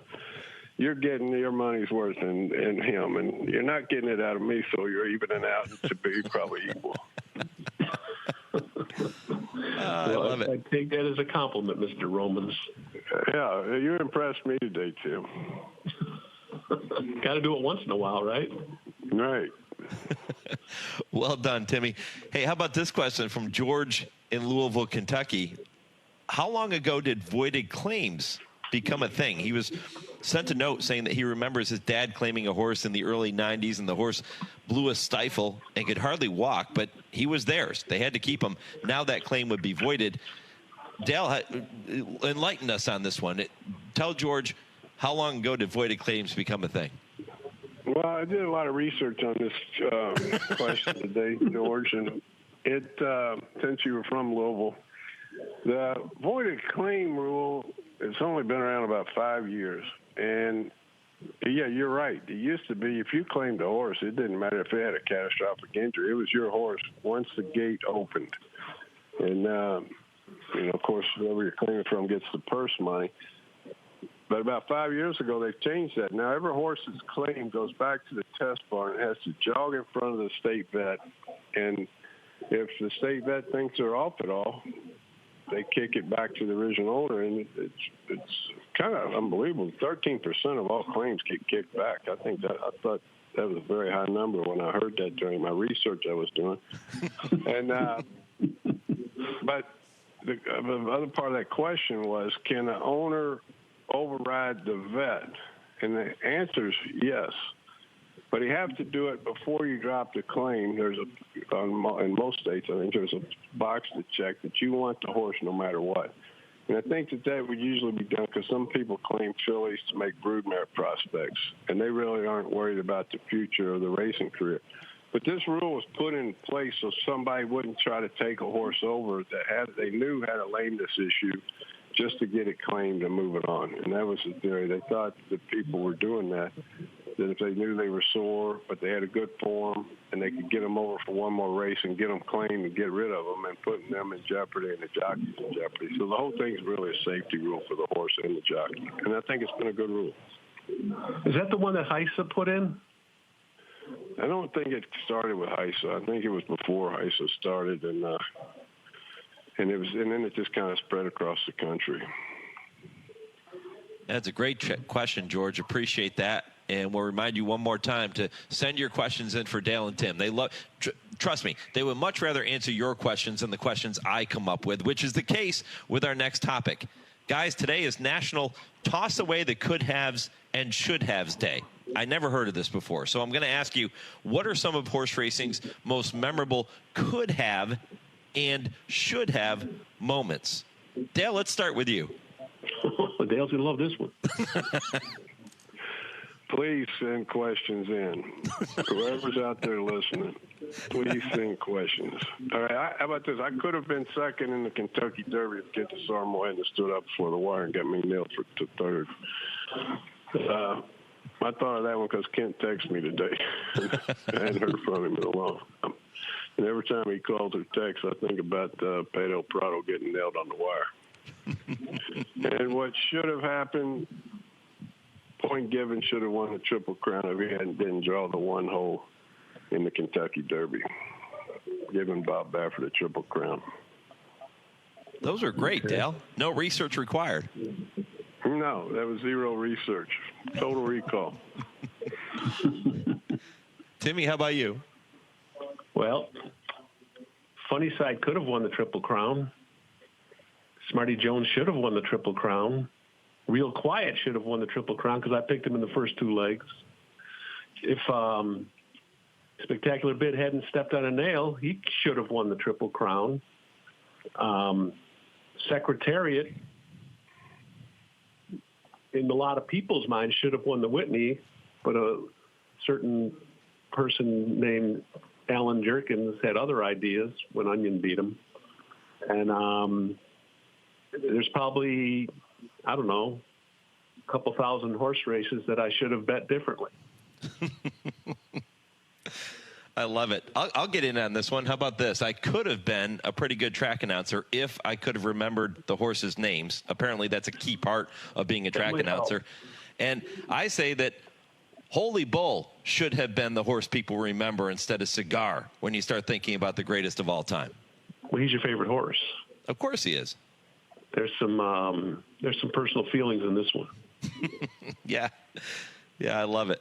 I love it. National could-haves and should-haves day. Toss away the could-haves and should-haves. And you know what? If Dale, I'll just say, I'm going to speak for Dale here. This is a question that you should have not had. You're 100% right, Tim. Well, let's jump into our final point of the week segment because we've got to wrap this one up. Tim, kick it off for us. What is your final point of the week? The other day in the press box up here, we had a visit from Harry Rice. I don't know if everyone out there knows who Harry Rice is, but if you're a fan of New York racing, you know he was a longtime valet in the New York in the New York circuit. And then there isn't a guy that has more stories and made me laugh more than Harry Rice. And he retired earlier this year, and he's missed. And it was great to see him up here. He was here for a brief visit. He's going to come back for 2 weeks later in the meet, and it'll be great to see him again. And happy retirement to Harry, even though I've already said that to him about 10 times. He's a good man, Harry Rice. He's saddled a lot of good horses over the years. You know, I want to remind everybody my favorite stallion, not this time, 2 TDN Rising Stars last weekend. He just keeps getting better and better. Saw that. Yeah, he's a beast. Absolute beast. Guys, appreciate it. We're going to do this all over again next weekend. Enjoy your weekend. All right, Thanks, guys. Mike, Talk to you later. All right, you got it. Those questions. I'll keep working on it. If you have a topic you want to hear Dale and Tim discuss, heck, if you don't know what to do by now, you're never going to. Send them to us. We'll get them worked in. I Ask the Answer is presented every week by the University of Louisville, Equine Industry Program in the College of Business. I'm back with more and the answer to this week's impossible trivia question next on the Equine Forum on the Horse Racing Radio Network, where racing comes to talk. All over America, people are taking the National Radon Test. Have you? Excuse me, have you heard of radon? Is that a gas? Is it something that comes up out the ground or something? It's like poison gas. Something dangerous that you're supposed to check on to make sure it's not in your home. Now it's your turn. Answer true or false. Radon is a radioactive gas. True. Radon is a radioactive gas. True or false? The Office of the Surgeon General recommends that all homes be tested for radon. True, your home should be tested. I didn't know that, no. True or false, radon is the second leading cause of lung cancer.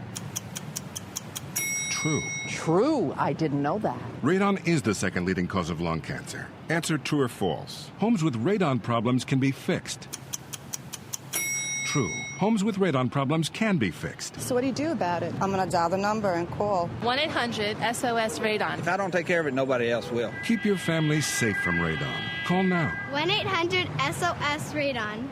The possibility of lung cancer can be pretty scary, especially if you're one of approximately 8 million current or former smokers at high risk. That's why SaveByTheScan.org wants you to know that now there's a breakthrough low-dose CT scan that can detect lung cancer early, and it only takes 60 seconds. You stop smoking, now start screening. For an easy quiz to see if you're eligible, visit SaveByTheScan.org. It could save your life. SaveByTheScan.org is brought to you by the American Lung Association's Lung Force Initiative and the Ad Council. Check out the all-new HorseRacingRadio.net. All the same great horse racing radio content in a new, easy-to-use design. Listen to all of our shows streaming live or access the replays anytime. See our schedule, sign up for our newsletter, download our latest podcasts, and so much more. It's all on our website at HorseRacingRadio.net. That's HorseRacingRadio.net. You're listening to the Equine Forum on HRRN, presented by TwinSpires. Stay ahead of the field with the Blood Horse Daily. It's your free all-access path to the latest in thoroughbred racing and breeding, delivered straight to your inbox every morning. It is packed with breaking news, race results, analysis, and more. That's bloodhorse.com/daily. And get your daily edge in racing all for free. Busy show. We're not done yet, though. It's time to check in with Lee Delapina for the answer to this week's impossible trivia question. Lee? Thank you, Mike. What American-trained horse holds the unique distinction of being the only Kentucky Derby winner to also win the Canadian International Stakes? That, of course, was the Great Secretariat. Won both races in 1973, and the Canadian International was Secretariat's final race. Did you get it? If you did, good for you. I don't think that one was quite as impossible as some of the others we've had, but still kind of challenging. I hope you got it right. We're back with another one on the show next Saturday morning. My thanks to all of our guests for making this program possible. Talking about Monmouth, talking about Saratoga, talking about the Breeders' Cup, Woodbine Week, wrapping up here this morning. My thanks to Ashley Anderson for the TwinSpires Triple Play, Kurt Becker for the Stroll Through Racing History, Dale and Tim in the previous segment. And my thanks to our producer, Kim Price, in our Lexington studios, and to Chauncey for handling all of our social media. I certainly thank each of you for listening each and every morning as well. I'm Mike Penna. Hey, by the way, Steelers training camp kicks off on Wednesday. TJ under contract. Here we go. Enjoy the weekend, everybody.